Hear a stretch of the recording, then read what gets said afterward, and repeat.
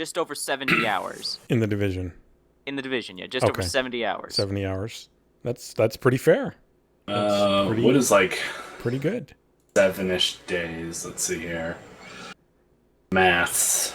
100. I got the Division, just to give you a little update. I got it probably the beginning of October is when Count decided to be an asshole and gifted to me. 120. And destroy my life. That asshole. That ass, though. Let's see. Oh, man. 120, you say? Wow, that's pretty good, Graham. That's pretty good. It's not correct, but it's pretty good. Did Phil guess yet? Nah, he doesn't have to, but you want to fancy a guess, Mr. Phil? I would enjoy a Phil guess if he wishes. I'm going to say 80-something at the least. 70, 80, and 120. 137. The fucking shit? Not bad. That surprised me. Yeah, it's in a month. It's in a little over a month, actually, too. Wait, hang on. You have 137? Yes.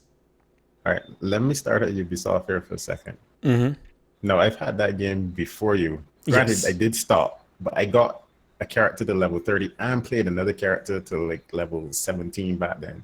Right, okay. So I have in the Division. Yeah. I started back playing it after y'all started back. Yes. I have 128 hours. You surpassed me. Holy shit. Oh, yes. I have just over 8 days in that. I need to figure out what that is in So addicted much? hours. So if we're talking about Division hours, I have 212. Okay, that's I fair. have 192, so you're a little bit more than me. But I also stopped playing that game pretty much back in June. That's fair. You guys both were playing it quite a lot, so that makes I played sense. it. I played it like Tron is apparently playing Titanfall 2. That's how I played it. It's true. Okay. I don't know why I did not host, but now it's hosting. That's good. Okay, episode 31 of the B3 Gaming Cast. This is Janzer, as always, and we have Mr. Gamatron. Hey, hi, how you doing? Hope you're all having a wonderful day, wonderful weekend, wonderful night. So glad to be back. It's a lot of wonderfuls, and unwonderful is the lack of Count once again, but he's busy still doing that adult-related money-making stuff. So, to fill the Count's place, we have Mr. Graham Count's already Dryad. filling other places. Wow, okay, yeah. I thought that joke was played That out. was my Gamertron impersonation. Hi, I'm Graviton Dryad. Thank you very much, Mr. Graviton Dryad. And, of course, returning as well is Philemon Grundy, if you're looking for him in any of the social media places. Hey, it's Philemon, and I just want to say, Graham didn't want me to confess this, but we actually hogtied Count. Oh, wow. We have him locked away in the basement, and we took control of his social media. So he's actually not really like doing adult working and making money. He's actually working for us on adult films. And he's doing a good job. So. We were talking about how much it was a dream of ours to reenact, Pulp Fiction scenes, and that was the one that we just couldn't figure out. I was going to say, so who's in the Gimp suit then? If y'all tied him up, there's one other player. Destroyed all of our footage. He didn't want it getting out. I don't want to admit to this, but I think I'm the only black guy in the group. So this onus falls on me. Oh shit!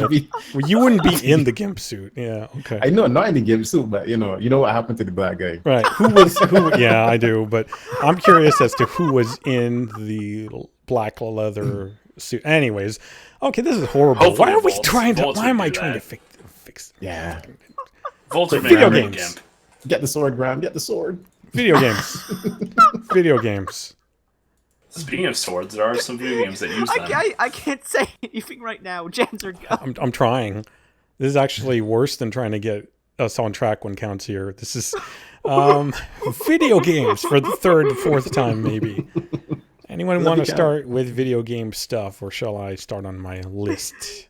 Please start. I could start with one thing that because I got the new system up and running now. Sweet. Right. I had an interesting endeavor with the Windows Store. Oh, do tell. So so Windows has their app store where you can get all your games and all that. So I'm setting up my PC. I get a code because I got a 1070 in there. So I get a code for Gears of War 4, which is on the Windows Store. So I'm like, all right, I should put in this code. I'm updating stuff. I'm not going to put a password on my system because I got to keep, installing stuff and restarting. I was like, I don't want to keep typing in the password. I'll put it in afterwards. So I go ahead, doing that stuff, and I go and say, let me put in the Gears of War code. And it tells me, well, you need to have a Windows Store login. Would you like to create one? Oh, God. Sure. Oh, God. Why not? So I create the Windows Store login. You can see where this is going. Oh, boy. So after making the Windows Store login, yeah, I restart the system because I installed something else. So I need to restart the system. And the system says, please enter your password. I'm like, what? Yep. I didn't put a password on my system. And then I started to panic for like 5 seconds. And I said, no, stop, think, this Windows Phil. And I said, let me put in the same password I put for the Windows Store. It just logged me in. And I'm like, so this is the password for my system now.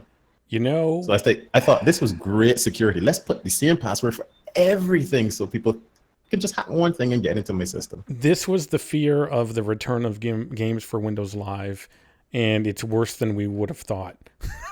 Not only that, but then you have games in their store that can only be played on their store if purchased through their store, like what was that, Call of Duty? That's how that was? Oh yeah, the new Infinite Warfare, yeah. So the beginning of the end is here. it's here, and we're seeing it in little snippets, So that's my introduction to Windows 10. Because I've never used it before then. Yeah. Let's hear the next shitty story.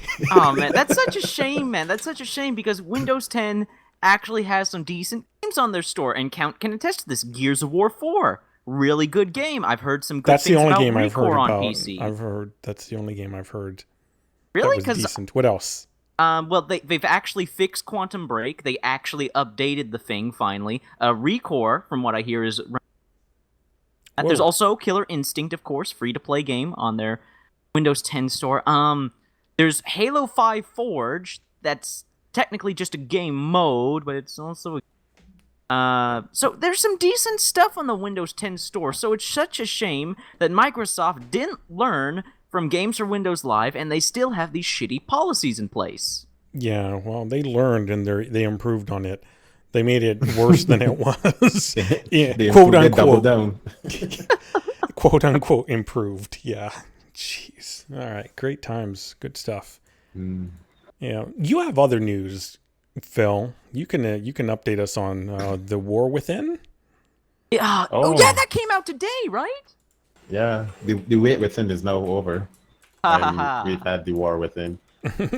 Well, the way within, without. Yeah. Yeah.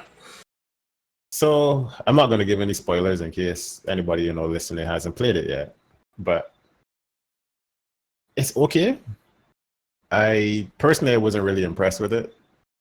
I thought I would give it an average score. I was like, oh yeah, it was decent. They tried some new things and they worked decently, and it adds another dynamic to the game. Is it worth almost a year of waiting? Well, actually, yeah, pretty much, yeah, almost a year before getting another cinematic quest. I'll have to say no. If this came out, let's say the first quarter, maybe even the second quarter of 2016, I'd be like, oh, this is a good intro quest. I can get my juices flowing for the next one that comes out later in the year. Here's an important question: is it worth reinstalling Warframe to play? For you, Janzer, I'd say no. Okay. All right. Okay. Fair enough. Because I'm super caught up on the game. Yeah. So somebody who's Phil, really into it. You've played the new quest, the cinematic, whatever, all that. Okay. So as somebody who hasn't Warframed as much, but Warframed pretty hard, like 5 months ago, when I first played the Second Dream quest, I thought it was spectacular. So, as somebody who hasn't played as much as like Janzer and hasn't played as long, and I still have it installed and whatever, do you think it's something that if I enjoyed that, I would enjoy this? Or is it like, how does it compare? So, we're speaking hypothetically, somebody in your position or you? Because if it's you, I think you're gonna have some issues with it, but you might still enjoy it. Graham is pretty analytical about like. I mean, I watched him play The Last of Us and scoff at like emotional scenes and be like, "This is expected. I expected that. What a waste. Let's go over here." That's kind of true. Yeah, it was actually pretty entertaining for me to watch, and that's why I like watching other people play games too. So they play it differently. One of the key things that really, like, all right, let's say with the second dream. You felt like, all right, I'm getting some story on this character or this thing that I've been playing for so long. Well, you know, it was an inner child. Like I said, I know because everybody either played it or it's too late. You know, you should have known by now. Yeah, it's like a huge revelation. Yeah. Yeah, it was like a huge revelation. With this now, it's kind of like building on that. But the characters that are involved, I have no connection with them. Because, like, you know, you have the Grenier Queens. They didn't give any really big backstory to them, so I didn't really care what happened to them. There's another character in there that people were wondering, oh, wait, she's supposed to be a good guy. Is he betraying us? What's going on? Blah, blah, blah. You know, a character named Teshin. I didn't care what happened to him either, because, and I kind of knew what was going to happen as I was playing. It felt very obvious. So I don't know why they needed to be so secretive, but I didn't feel a connection with him either. And I felt that was a missed opportunity because he's supposed to be somebody who kind of guides Tennos and trains them. And his connection is more like in the PvP aspect of the game, but I feel as though they should have added more content so I would have felt a connection with that character, but I didn't. And that's pretty much story making 101. If you don't give us any reason to give a shit, we're not going to. Why would we? Because in the second dream, we don't have a huge backstory with the stalker, but we've been stalked by the stalker so many times. Right. You have a connection. We have more connection to Darvo. Yeah, exactly. Yeah, that's true. And yeah. I was telling some people today that Darvo has more character. Has more character than any of the characters that was in this War Within. That's sad. So would you say that it's safe to say that, like, let's say Warframe, whatever, was like some type of book, that this content is like reading the last like 2 chapters of a book? No. Honestly, it just added more mystery to the game than answering questions. So like what? Okay, sorry, so maybe Graham, like reading the middle Graham, chapters. I'm sorry, I got to book. interrupt you here. I'm sorry to interrupt you here, Graham. That's Phil, fine. so we already have a game that is completely jam-packed with mystery and unanswered question, and you're telling me the War Within just adds even more questions and mysteries? Yeah, because I'm not going to spoil anything, but I'm just going to say that you have to make certain decisions that are left pretty much on a cliffhanger. Oh, for fuck's sakes! So you don't know what your impact of actually doing what you did or the choices you may have. I would say that's actually perfectly fine, given how serial, meaning like in sequential storytelling is done. It makes absolute sense that you would do that. The problem is they took so long to get this specific chapter out. Yeah. That's the problem. So it's just going to piss people off.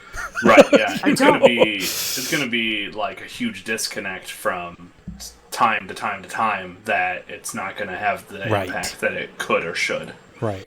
Whereas I played from way back in the day, I could jump into it and I could, connect the pieces, but newer players might not, or, I don't know especially if they rush through a lot of things and they don't really pay attention to story, then they're not really going to care as much. Well, don't you need to complete the second dream to play the War Within? Yeah, you do. That and a few other little things in the game, like finishing certain segments so you can get to different planets. Yeah, some of those segments I was looking at, I think Psychocinematics had put up a video about like how to prepare for it. And I remember there was one segment that I was like, oh, fuck that. I wouldn't want to do that. But I can't remember what it was about, like, in order to get this one segment. Was it Sharkwing? No. I don't have that much hatred for Sharkwing.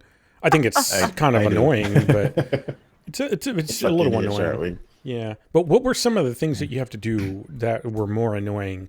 Not that I'm trying to shit on Warframe. I knew there was one. I'm trying to jog my memory. I know like one thing that was kind of annoying that I definitely had to do because like even though you're a veteran, you still had to redo those particular quests. That's annoying. Well, not quests, to those me immediately. things. Was that they had added these 7 principal challenges that you have to figure out how to, That's what it is. decipher the puzzles. Yeah, that's what I found annoying, because I've tried to do some of those on my own, and some of them are better done. Maybe even require, at least one other person. Requires a group.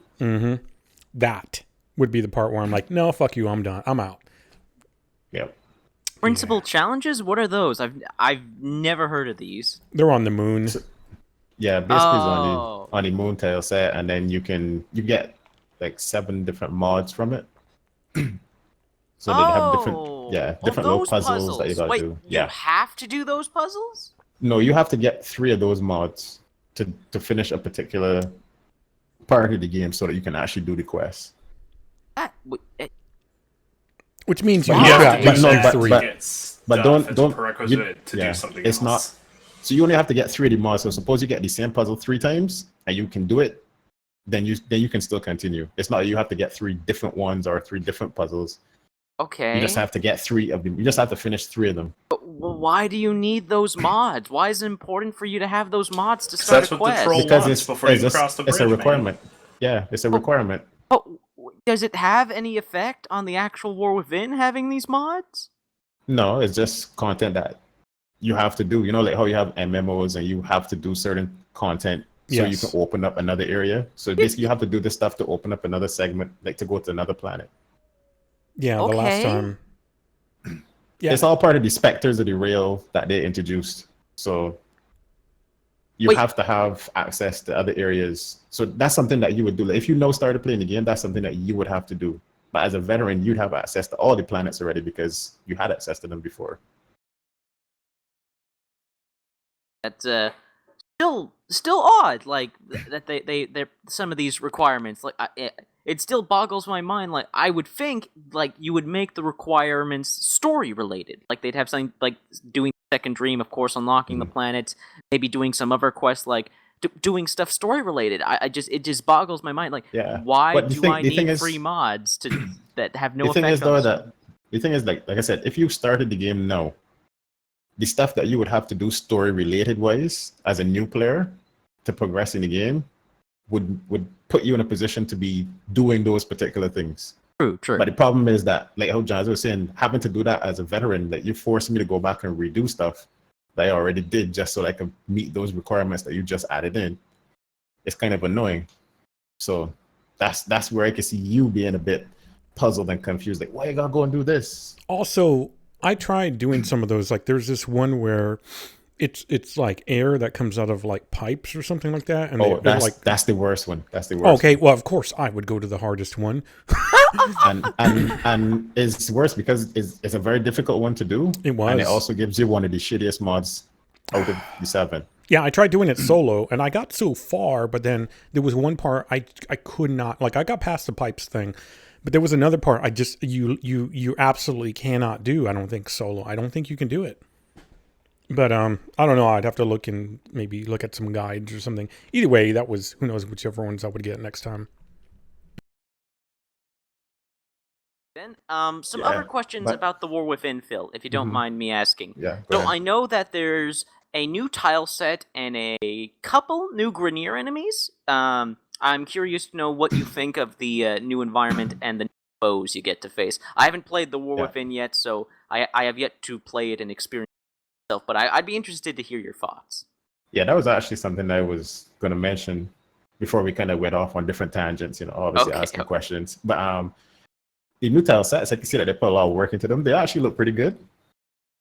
Some of them, there's one particular one that's a bit confusing, but I think it's purposely done that way. Because you have to try to navigate through it and be undetected. So they make it a little bit hard in that regards, but I found it a little bit confusing in certain parts where it's like, where's this thing? I went up to it. No, it's not there. It went down. But because a lot of it has like a very grayish cast to it, sometimes your eye doesn't catch that, oh, there's a pathway this way. Oh, okay. But within the quests, I would say that I can see that they put a lot of hard work into like snow effects. Like there's a part where there's some snow. Oh. I can't talk about that because that will spoil things for some people. You know, that reminds me. Is this the update where they added like different effects to like the foliage and like grass and whatnot? You know. Yes, that's supposed to be this update. I don't know if they added anything to grass because I didn't encounter any grass. I think just the remember grass that would be one like on tweet. Earth. Yeah. But basically, they did new add lighting to effects. the lighting. Yeah. Yes, they did. Yeah, and that was one thing I mentioned. Like the lighting effects are slightly different. You have to look for it. Obviously, if you're just playing and you're trying to finish the quest, you're not going to see it. Gotcha. But it's very subtle and it looks pretty good. Okay, that might be a good reason for me to, because I am you know, I like pretty things, so I might reinstall it just for that. Yeah, and because you got a new card too, it wouldn't really affect you. But one person I know, they said that they lost a few FPS while doing certain areas with that lighting on. So somebody else was telling him, "Oh, just turn it off." He was like, "But then it don't look pretty." That's true. So he's like, "I'll lose 4 or 5 frames if that's the case." So the fact that it's also only a few frames also speaks volumes, because I always tell people that, I mean, as much as somebody might say, "Oh, they take so long to put updates, they take so long to do this game got so much bugs," it's so well optimized that I think that a lot of other game developers really even should their bugs are optimized. Yeah. No, I've had, because like from doing some YouTube videos, I've had people come and ask me, "Can I play this on this system?" And it's like, you know how you got like people say, "Oh, they got i3, I got i5, I got i7." Yeah. This person didn't even have an i anything. This was like before that stuff. Holy and they were shit! Like, and they got the game to run. Yeah, they give you the model number and you look it up. You're like, "That's a Yamaha remote control." Are you sure you're getting on the internet with that thing? Yeah, I think you can only program your Casio digital watch with that. So exactly. I'm not quite sure. Yeah, but they got it played. So I was like, yeah, that speaks volumes, because I don't think that any other developers they're like, "Look, update your system or just don't play our game." They're like, "I've got a shoe, some copper wiring, and a Diet Pepsi. What can we do?" Oh shit. So yeah, the visuals do look very good, and there's a part at the end that is, again, in a snow area, but the sky and stuff in the background looks really, really, really good. It has that very epic looking look to an end, but I feel like some character development was missing. Did they rely on that same song, or did they finally move on from it? From Second Dream. Oh no, they have a whole new. Good. I was gonna say, please like don't use the same goddamn song that I've been listening to forever now. So you know, Tron was freaking out earlier about, he thought that his porn was had kicked in on his browser window, but it was sake. But it was actually the Warframe for a reason. Updated. Bears and audio. We've bears been and over otters. this. Yeah, so it was the Warframe, that audio that they use where they played it. If you've seen any of the War Within trailers, you're gonna hear some of that audio. So yeah, I've skipped it all. Somebody in the Discord was like, "Hey, you want to check?" I was like, "Nah." Yeah. You want to check it out? Nah. But another thing that I will too say is that the voice acting is pretty good. Oh. Is one thing that they always do a good job of is voice acting. I don't know. Second Dream really didn't have very good voice acting. The main lady or whatever, not very good. The Lotus chick or whatever. No, Lotus is fine. She's fine. It was different in Second Dream. I don't know who it was, like the mom. Oh, you mean like the voices that you were hearing? Inaros was. That's what I'm thinking. I'm thinking about the Inaros. No, that was a Second Dream. That was right. Okay, yeah, they weren't very great. I thought that was like the damn little kid. Inaros, shut up, you little bastard. Yeah, well, they kind of messed up with that because. Well, they did mess up with that because they had Inaros, Inaros. There was like a bunch of different pronunciations in that whole quest. Yeah, I'm just being a jerk, Gamer. But I actually legitimately did not really like the majority of the voice acting in Second Dream. There was some of it that was pretty okay, and there was some that was like no. Really? So what about Alad V or I keep forgetting the name. Was he in Second Dream? Alad V? Yeah, he was in Second Dream. Yeah, he's fine.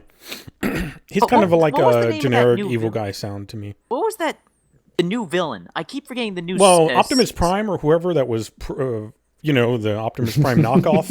That guy, he was fine. I mean, he was all right. Oh, just on a tangent, I did start to watch the last Transformers movie, even though everybody was telling me do not waste your life I'm doing gonna check that out too. because it's 2 hours and 45 seconds. It's 2 hours and 45 minutes long. And I was watching it, and it was like, all right, at this point, this movie should be ending.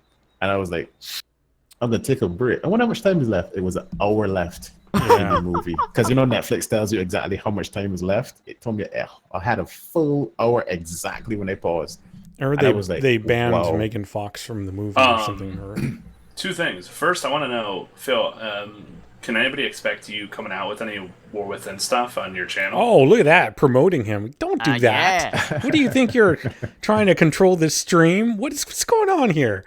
I'm kidding. I'm sorry. I'm thinking about doing a video. He has really good videos. I know he can make a video about stuff I don't give a shit about. That's the whole point. I'm just too positive. That's why I want Phil to make videos, so I can get people like you to watch them. I don't like this positive messaging. Go ahead. Yeah, I'm thinking about doing a video, but because the Warframe community is so polarized right now, I'm a bit skeptical, because I do have negative things to say about it. Oh yeah. Even though there's good. So I don't want people jumping on with their pitchforks. Give it the quote unquote 24 hours to let the rage die down a bit before you analyze it and send off stuff. No, I'm just gonna work on something out. I'm gonna put something out, and let the masses do what they want to do. If they want to. Phil, this prompts me to make a video about this latest update too, because yeah. I'm like, man. Yeah, all right, because I like when people get outraged about stuff, about a video game that they didn't work on. So I want to hear some. I want to hear some of these complaints, and so I can complain about them complaining. It'll keep me entertained. Because, I mean, speaking about like the Warframe outrage, oh my god, I mean, Janter, you're a troll. That's like well, I'm a counter troll, sir. I'm a counter troll. Yeah. That's very important. It's very important you understand this. Because what DE did as well too is that they had some two Twitch streamers that stream like Warframe, and I know one of them does a variety streaming, but he also does a lot of Warframe. I saw one of the names. Yeah, they flew both of them up to do a pre-show before the War Within came out. Yeah. Ooh. What happened? And that happened on Friday. Yesterday, that's right, yeah. Yeah. And what happened is that it didn't come out. Oh shit. So they were sitting on there, like they were like the pre-show before the actual show, but they were actually gonna play the game as well. Mm-hmm. Play the update. They were fluffers. But they became they were like fluffers. Exactly. But the problem is that nobody got hurt. Oh. So they constantly were fluffing. No.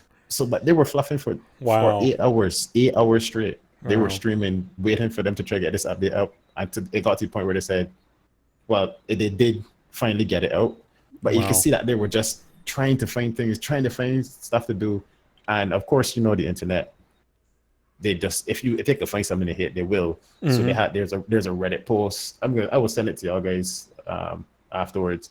But there's a Reddit post where people are saying, who are these guys that they brought on, and who's this particular one? I'm not gonna call any names because I don't think that the guy's a bad guy. But people thought, oh, he sounds so fake, and was he on here? He's so loud, and this, and yeah, it got nasty in there, and I was like, wow, these people are change is never good. Remember, so you can never have anybody new.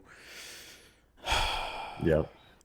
But I felt for them because I was like, wow, me too. So couldn't they just end it? Like after 2 hours, I would have said, if you guys want to continue playing just for the fun of it, and then end maybe like after 3 hours, then great. But someone shoot this cow in misery. Yeah. It was really bad. And then not only that, is like I'm just thinking to myself, that's 7 hours. They pretty much put in a full work day. Yeah, that's crazy. And they were streaming on Warframe channels, so it's like, this is not getting them subs because it's not streaming on their channels, really. Hopefully the Lotus gave them a full body rub down or something because, geez. Wait, I don't know, but I mean, I'd be okay with that afterwards. I would too. I'd be like, I'll stream for 7 hours for that. That's cool. Hey, if you're up for the exchange again, I'll stream for another 7. Let's go. Hey, you saw the Lotus. She's quite curvy in Second Dream. So she is very curvy. Yeah. I was like, man, lady, is it hard to walk because you just can't balance yourself very well? It's so much junk in that trunk. I don't know how it's gonna. She's got a huge ass. But yeah, I heard they were like banning people from the. Yeah, that's unfortunate. That's people started saying unfortunate. a lot of stuff. So yeah, you know, I joke about that kind of stuff, but I try to balance it back. You can't go so hard at people that you want them to not do what they do. Give them a little bit of shit, but give it a fucking break after a while, you know? Just Jesus Christ. Because at the end of the day, these people are entertaining y'all who are gamers. I'm talking in general. So yeah, you can give them some shit, but if you continually go on, what do you think is going to happen? You shut down everybody. Like there was something, just a little off tangent, but not quite. There was something that Jim retweeted, Grindhead Jim, that is. Check out Grindhead Jim. He retweeted something about like a guy in the Destiny community that was like making shirts. Now, unfortunately, I don't know the full details of everything. I think they were shirts based on like clans or something. I don't know. But basically, they were causing enough drama because certain shirts were not coming out that people wanted. And he or she, I actually don't know if it was a man or a woman, was saying, you know what, I'm going to stop doing this because even though I like the creativity of it and I like the game, I don't like the drama behind it, you know? And I was like, yeah, that's totally, I can understand that. And somebody was like, no, you need to ignore the trolls and keep doing what you're doing. And I responded like, shouldn't we just respect the creators' like wishes? Because it's selfish of you to try to make that person or give them a reason to keep going forward when they clearly have had enough. It's not always in that person's best interest to keep moving forward. People have a capacity that they get full of, you know, or whatever it is. They have a limit. And at that moment, that person had reached their limit. So telling them that they need to be positive and they need to ignore stuff, they're the ones dealing with it on a day-to-day basis. So you selfish son of a bitches, back the fuck off and let the creators do what they need to do for themselves. Everyone knows that they want to keep going forward, but it's not always the case. Like it would happen with me with YouTube videos too. I would get so like, you know, get fucking tired of like comments telling me how my voice sucked or how I was saying too much or, you know, how I said certain words the wrong way or blah, blah, blah. And I was like, oh my God, that's my life. Yeah, I know. It's everyone. And, you know, and at some point I realized that too, that everybody gets hit for that no matter what it is, you know. If somebody's very polished, oh, that guy's way too, like what you were saying, people were complaining about Phil. That guy's too fake. He's too, you know, whatever. It's like he's too professional. Oh, shut the fuck up. Yeah. Do it yourself, you son of a bitch. That's exactly what I was going to say. But my thing was like, first, you don't know him. So you don't know if that's how he is in person. Yeah. And then my second thing is, I would not have done that, what they did for 8 hours to try to keep people entertained until it finally came out. And to go on top of that, I guarantee you that majority of people who are in there complaining couldn't do what they were doing if they were asked to do it. Yeah. And if they did try to do it, they would probably do a by far more horrible job. So yeah, let's see you guys live stream. I just want to say that even though it turned out to almost be like a big clusterfuck and it wasn't really a good thing for them in terms of like, you know, the long wait and having to just try to fill things in for people and keep them entertained. I could tip my hat to them because they did a damn good job and they did more than they were asked to do. Yeah, they didn't bow out. They probably like I might have said like, hey, if this is not going to happen anytime soon, is there any way for us to like kind of, you know, wind this down? Yeah, that's what I would have done. Yeah, because then that just looks embarrassing, and then people are going to be pissed anyways because the thing's not coming out, and you're going to be getting the brunt of the attack. And is it really worth it? It's going to make them feel horrible. So yeah, good. It's interesting. Did not hear about that. That's a shame. That's a shame. What's going on besides Warframe? John, you got some topics. Let's move from that, please. Yeah, what about Graham? What do you got? What do you got for us, Graham? Did you really have a deleted link, or are you making fun in the chat? I didn't even see mine was deleted. I just put Grindhead Jim's stuff out there. Oh shit! Yeah. I'll figure that out later. Oh, I don't know. Graham, did you have anything that you want to talk about game-wise? I knew you were talking about something when we were doing a pre-podcast thing. Oh, that was, Tron was asking, about stuff that I had been playing, and so I was just, like, listing off all the crap that I had actually played, because there wasn't a lot I didn't have a lot of free time. I spent most of it sleeping or working this week. But I told him that, and I think I mentioned to you earlier today that I would give, the Iron Banner a try from Destiny. Yep, Iron Bananas. Yeah, so Graham's the only guy we have on right now who's actually played at least somewhat of Rise of Iron. Oh man, Right. So that name sounds like it's for porn. If you guys know Grindhead Jim, I have played like 1% of what Grindhead Jim has of this content. Right. So I haven't even remotely experienced probably even more than maybe a third of it, and even that might be like me overstating how much I've experienced. But yeah, so like, what do you want me to do with that specifically? Do you want me to have Tron re-prompt me some of those things he was asking about, or? Answer. Me? Oh shit! I was eating pizza. I thought you had this, Gamertron. Okay, I got this. I got this in the bag. Okay, right. Graham, from what little you've played, of Destiny, I know you've been really soaked up in Elder Scrolls Online, but from what little you've played of Destiny, going back to Destiny, how was your experience returning after playing so many other games for so long? Because it can be very jarring playing a RPG or a hack and slash game, then coming back to a first person shooter.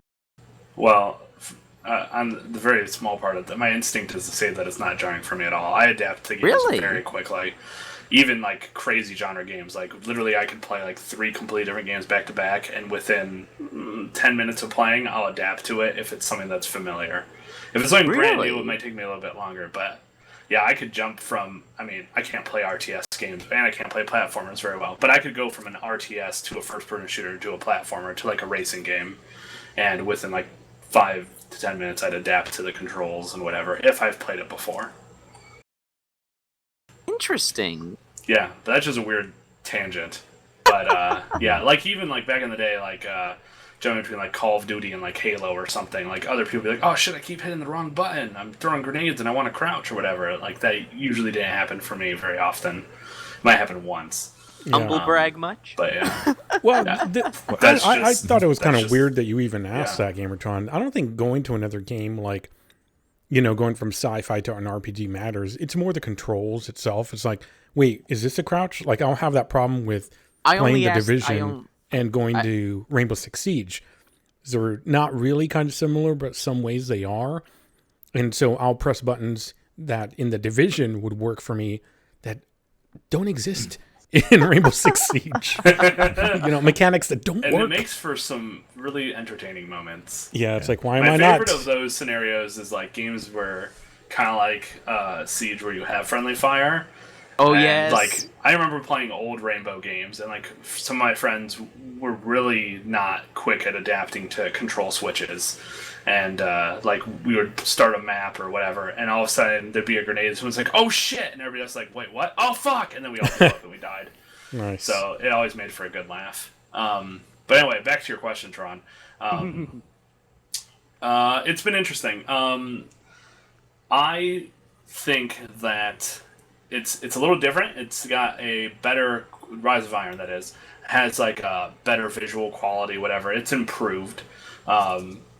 As the Taken King, but there's a lot of parallels. I see a ton of parallels between the two.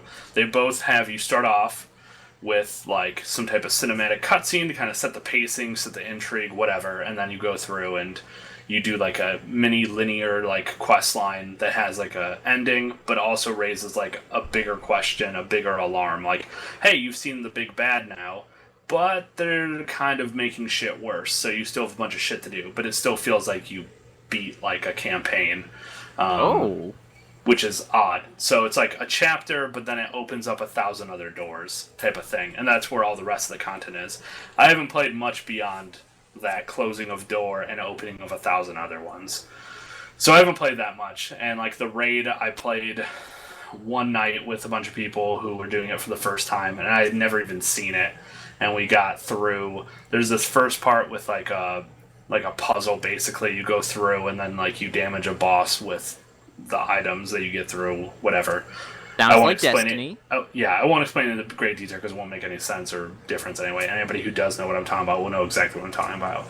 And then you go on and you go through like some quasi-platforming section to navigate to the next section, and then it's a boss fight. And so we got somewhat decently through, but we were only 5 people, and so we're down a body, and we're first timers anyway, so it's pretty much a recipe for not going to do it. And so like we got to a part where there's a boss and there's a bunch of TV screens, and that's the room where we're at. So I mean, I don't even think we're very far into that. So I've only seen a small part of the raid. For anybody who's into things, my highest character is, if I equip the optimum light level gear, which is not what I use, I'm like a 352, 353 maybe. That's my highest character. Is that bra size? I don't know. But it definitely is a gaming studio. Heyo. Oh. No, that's 343.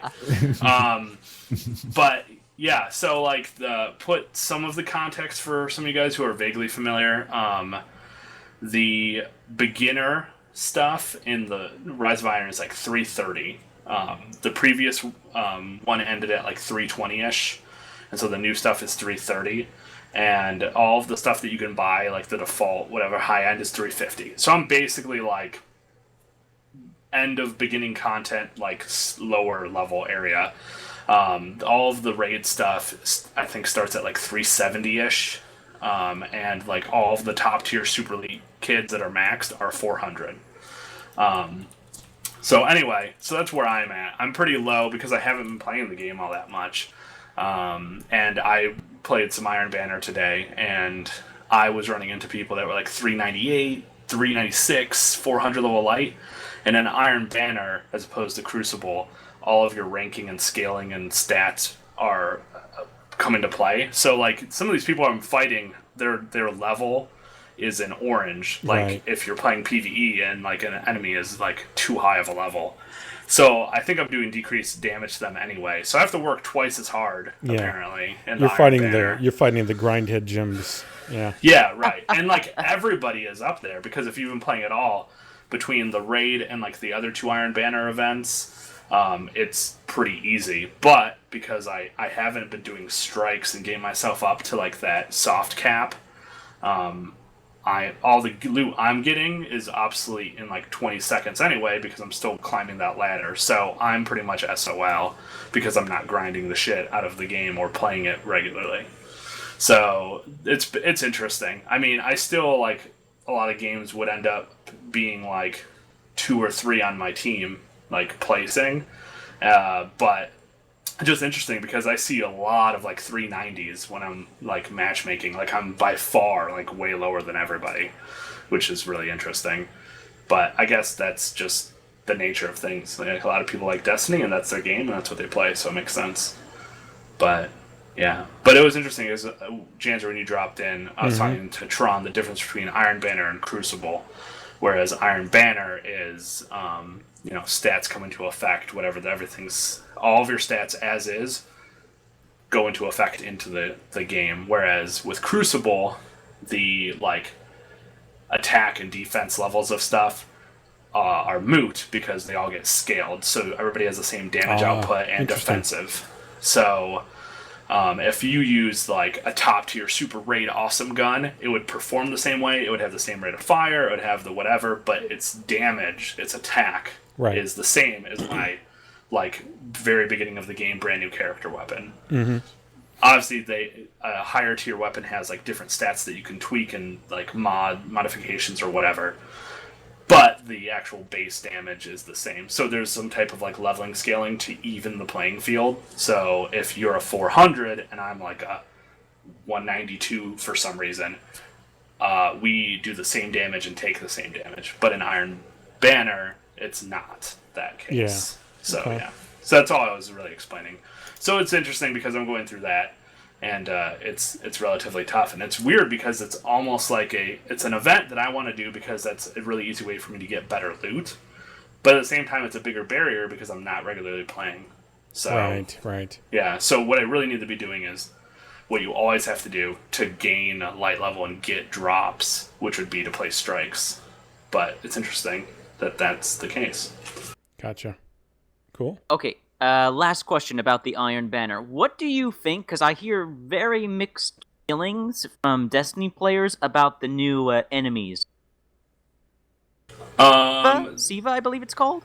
I think they're actually called splicers, but Siva is like the big bad. Okay. So, I've been hearing mixed reactions from Destiny players. Some players saying they really like it. This is why, and this is exactly why it makes no surprise that people would be divided. They perform, play, and act. I mean, not really act. I guess they don't really act, but they play, and their abilities and everything is very different from the other characters. Which, for most people, you initially would think, oh, that's a good thing.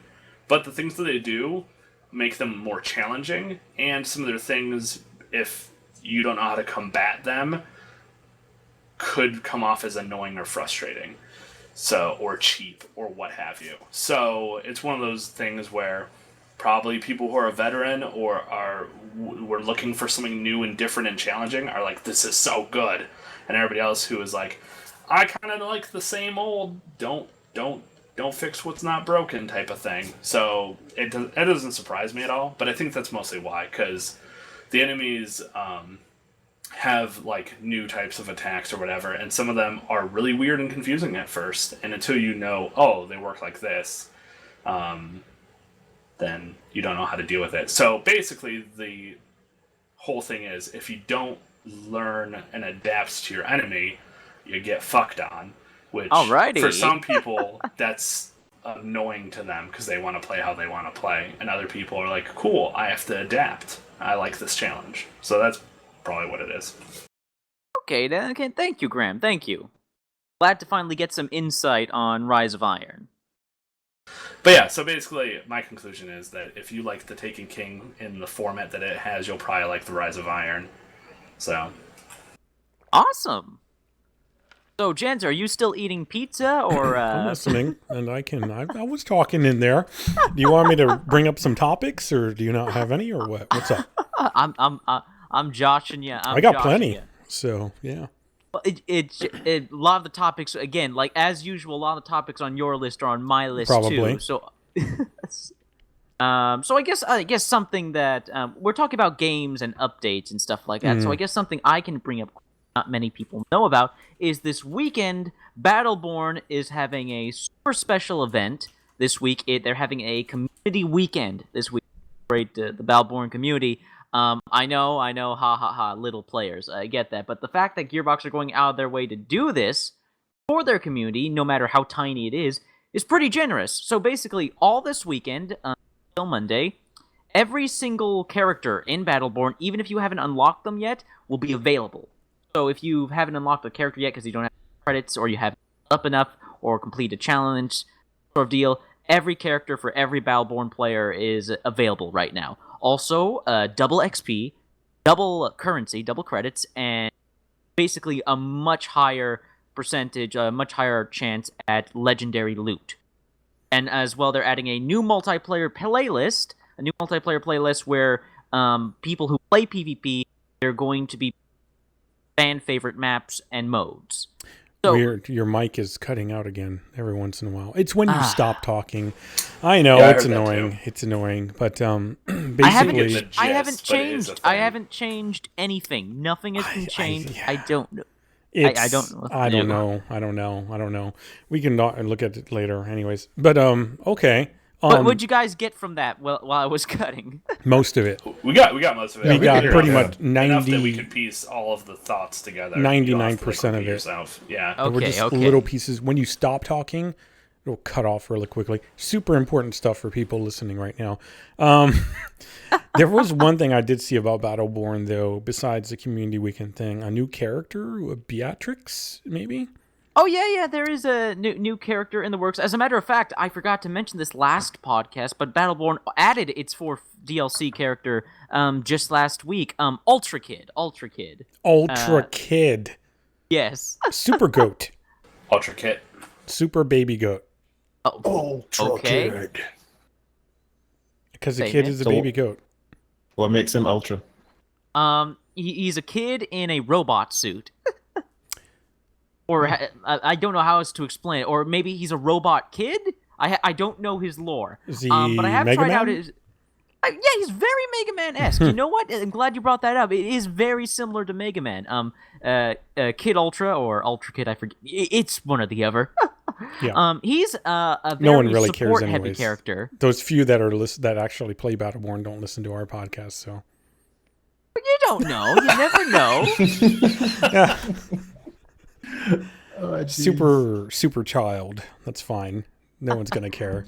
I have a question because I don't know shit about Battleborn because No one does, Graham. It's okay. And I've seen a little bit of it played, and I'm like, yeah, it's entertaining, it's cool and stuff, but I never have, so I have no understandings of anything. You were probably drunk with watching these, it.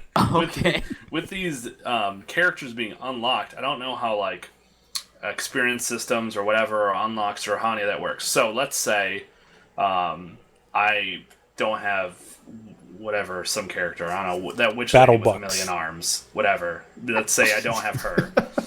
Then I, over this weekend, play her, and I like her a lot. But let's say I don't necessarily have any money, or however the fuck you unlock characters, I have no idea. But I play the shit out of her, and with double XP I get her, I don't know, maxed out or something. Does that mean that is forever there, even if I can't access it because I don't have the character? That's a good point. Exactly. Or if I buy her later, is she reset?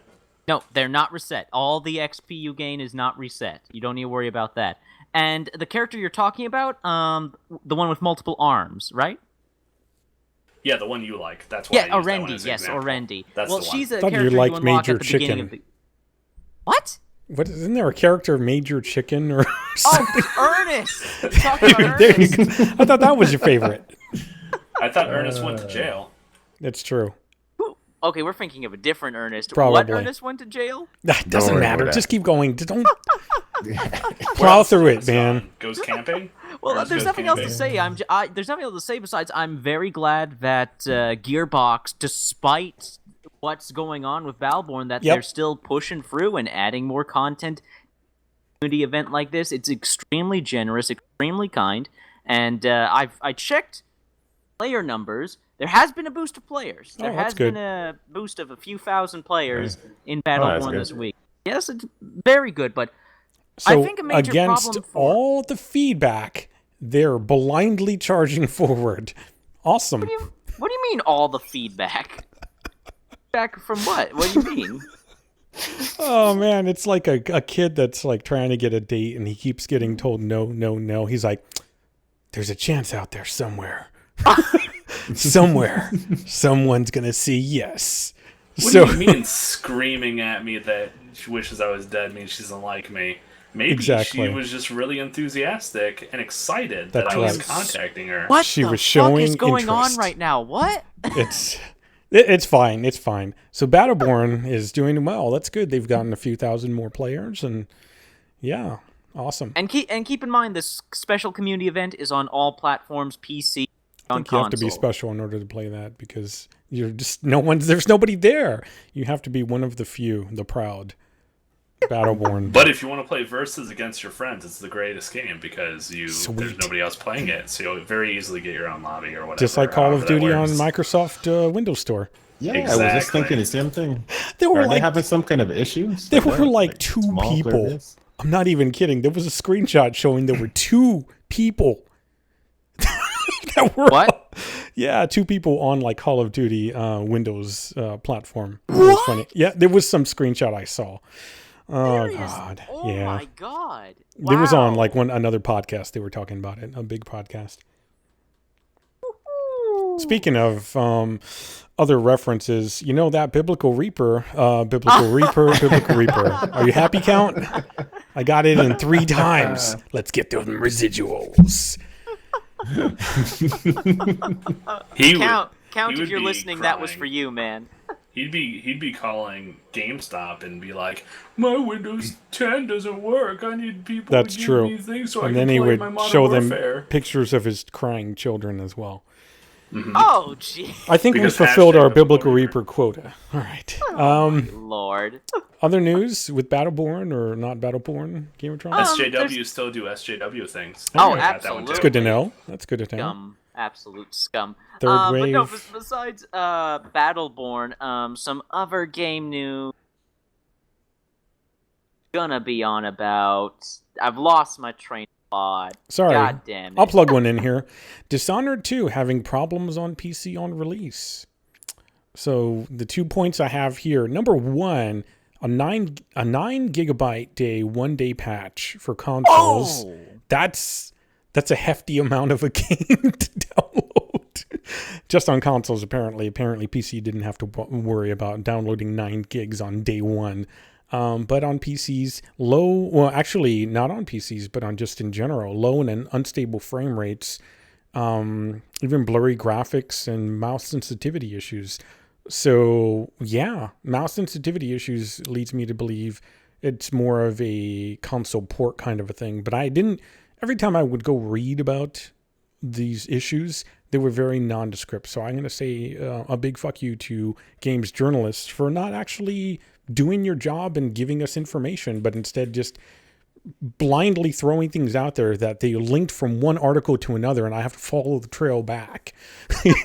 Everybody's just copying and pasting the same bullshit. No one's actually giving any information. It's so annoying reading games articles. Yeah. Sounds a bit like Steam reviews. Because I was looking at the same reviews for Dishonored, and people were saying, oh, I played this and it's not running on my system, and I got a 1070 and it's not playing on my system. And I was like, okay, so Like, what's actually why? not playing? Like, give me some details, you know? Like, that's what helps the developers. Maybe they can fix it. It also helps other people that are like trying to make a decision on whether or not to play the game or not. Yeah. You know? So like mouse sensitivity issues, in what way? Is it the old like the mouse smoothing? You know, that's always an issue, is like turn off mouse smoothing on PC, that kind of thing. And as far as blurry graphics, it's hard to really tell, you know, like what were the settings that were being used, you know? So low unstable frame rates, like what's the range? You know, are we talking like, you know, sub 30? That's pretty horrible if it is. But if it's over 30 to sub 60, I might still be like, that's fine. It just depends, you know. I wanna have some details. So games journalists, do your fucking jobs, man. You know, come on. Jesus. That is unfortunate. That is unfortunate, though, especially with them not giving out review copies of the game. Right. Yes. Thank you for bringing that up, Phil. Isn't it convenient that they happen to implement this new review copy system just before Dishonored 2 is released, and it has all these issues? Isn't it just convenient? That's very count of you. It's also very conspiracist of you. That's why I said it's very count. I know. I'm usually not like this, but it's too convenient. Like correlation does not equal causation.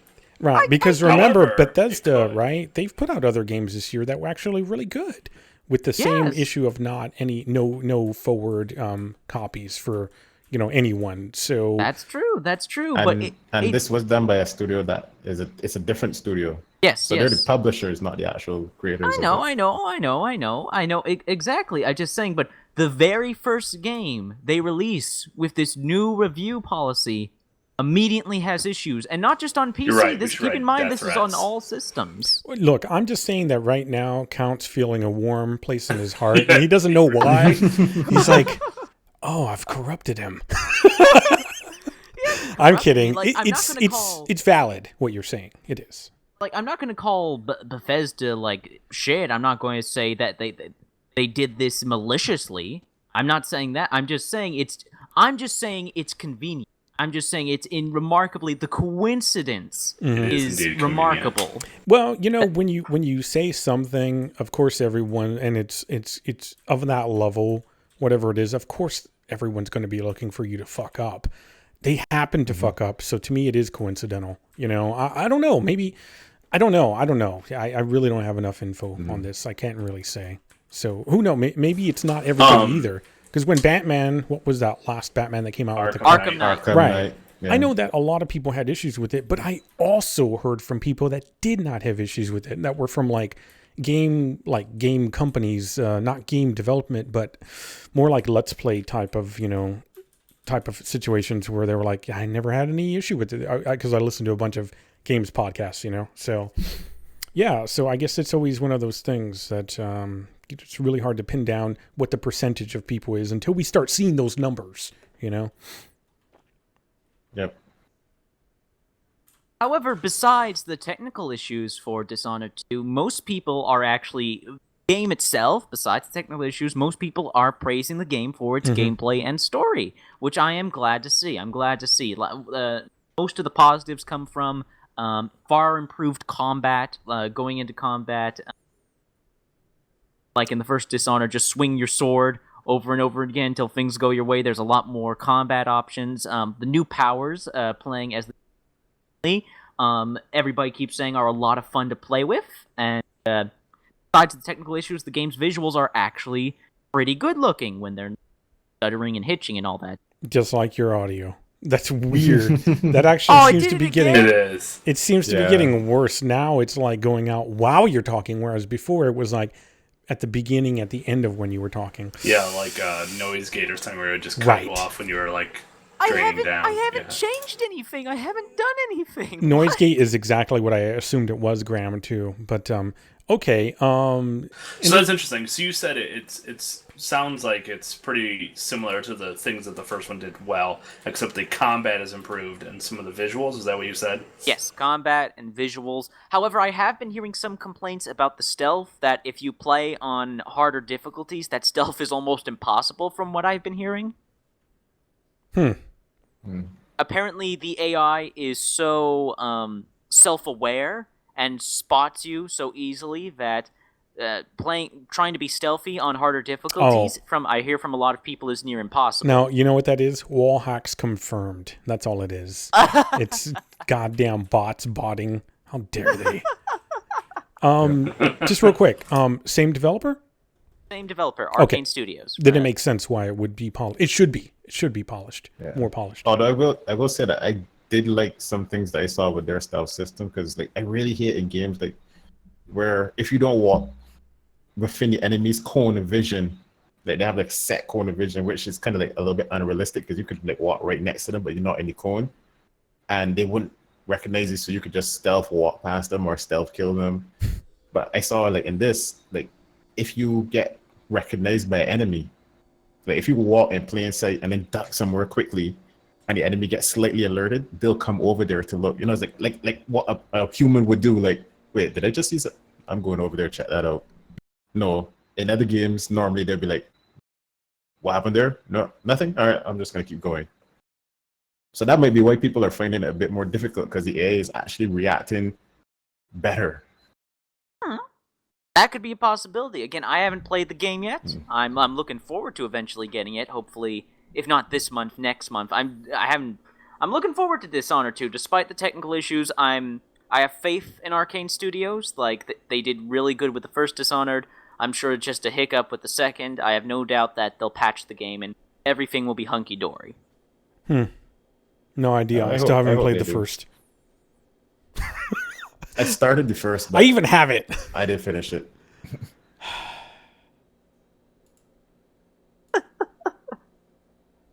Yeah, I think I've owned it for, I don't know, 2.5 years, maybe 3.5 years, and all of the DLC for the first one, and I've never played it. It's on my to playlist, but never happened. So I'm the only one in this podcast that owns and's beaten the game. Pretty much. I heard that's own and beaten. Be off? Hey, beaten whatever off? you beaten, we don't want to know. All right? He loves to beat what he owns. Gotcha. Okay. Speaking of beating off, I clicked on. I have to bring this up. I clicked on an article that said best cosplay from LA Comic Con. So I went in and I looked at this. What was in there content wise. This was on a more reputable, gaming journalist site or whatever. Yeah, all it was basically, apparently best cosplay means how little clothing females can wear. Yep. It's true. It has nothing to do with the actual caliber of the work or the replication. Yeah, the more Definitely skin, how fucking much I want to jerk off to you. right? The more skin, the better the costume. Apparently, that's what they meant by best costume, best cosplay. Dear. So, I just thought that was hilarious. But yeah, and as far as other broken things, not games necessarily, but PS4 Pro has been apparently reported. People have been reporting lowered frame rates in different games. One of them being The Last of Us, which is funny because it's not really even a new game. Shit. Yeah, apparently the lowered frame rates are coming from pulling some of this from the article. Downsampling that's occurring for 1080p. So basically, the game's intended to run, or the system's outputting 4K, but they're trying to downgrade it for 1080p processing, right? So what they're doing is they're trying, in order to, I guess, give a better visual quality to the shots, they're doing some super sampling, which is actually causing more overhead for the processor to do. So it lowers the frame rate because it's having to do more work to increase the visual quality of what it could normally get. And unfortunately, there's no way to turn off this option. So you're actually getting worse frame rate in a PS4 Pro than you would in a PS4 on certain games. Crazy. It is stupid because it's intended to be a good thing. I've heard it's been happening with Skyrim as well. Yes, that's right. Skyrim job. So that's it just if it was just an option, but of course, like always, this, it's just one of those things that goes over people's heads. Or if they had just tested it more, but how are you going to test every game, right? That's another issue too. Yeah. But I think more of hey, let's give them an option to turn this on in the hardware or turn it off. That's all they had to fucking do. So, yeah. Oh, man. Because who doesn't want more consistent? I was saying this the other day when I did my 24-hour live stream, which is rather than have like the best looking visual effects, I would rather have consistent frame rate that's rock solid, So I would absolutely sacrifice. I know Graham would absolutely sacrifice quality of the visuals for, solid stability. Yeah, absolutely. Because you often mention you're not much of a visual you're not beaten off to visuals. So yeah, I don't have the eye for it, so I don't appreciate it. So I mean, it takes a larger gap for me to notice a change, whereas other people will notice like 18 changes by the time I notice one change type of thing. So it's just not a high valued thing for me. Yeah. Yeah. We're very different that way. I'm a graphics whore. I need to run everything at high settings. Yeah. I think when streaming though, even though I'm a graphics whore, when streaming there's something with the technology that has to be brought into play, that regardless of your quality, it's not going to translate to the stream. And some of the importance of the stream is keep that frame rate and keep the viewers able to watch. So that's why, like specifically with so one of the things I did this week was I upgraded my video card from my GTX 670 to the 1060. I got a EVGA 6 gig. I didn't go 3 gig because if I'm going to upgrade to a 1000, 1000 series or whatever, I was going to go at least, even if it was the bottom of the list, which technically is a 1050. I was going to go with the 6 gig instead because my GTX 670 has 3 gigs. So you always go up, baby. You always go more. You never settle. High, always. So that card is in, and it's amazing, and it's. I think one of the stats was like something with Rainbow Six Siege. I think on the low end of the Ultra, I was getting like something like 10 frames, where now I'm getting 62. So yeah, I remember I saw you tweet those numbers. They're a noticeable difference. Oh, it is like 3 to 4 times the amount of difference, and I definitely paid under 300. I just saw that in chat right now.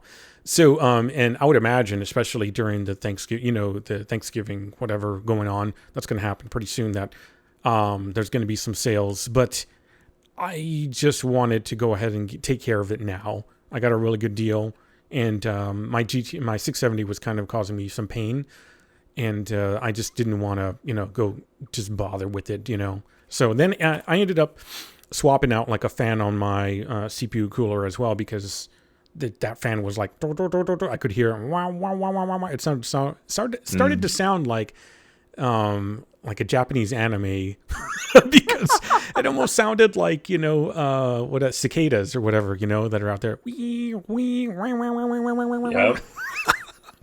I was like, what is this bullshit? Which also causes vibration in your system too, which you don't want. Exactly.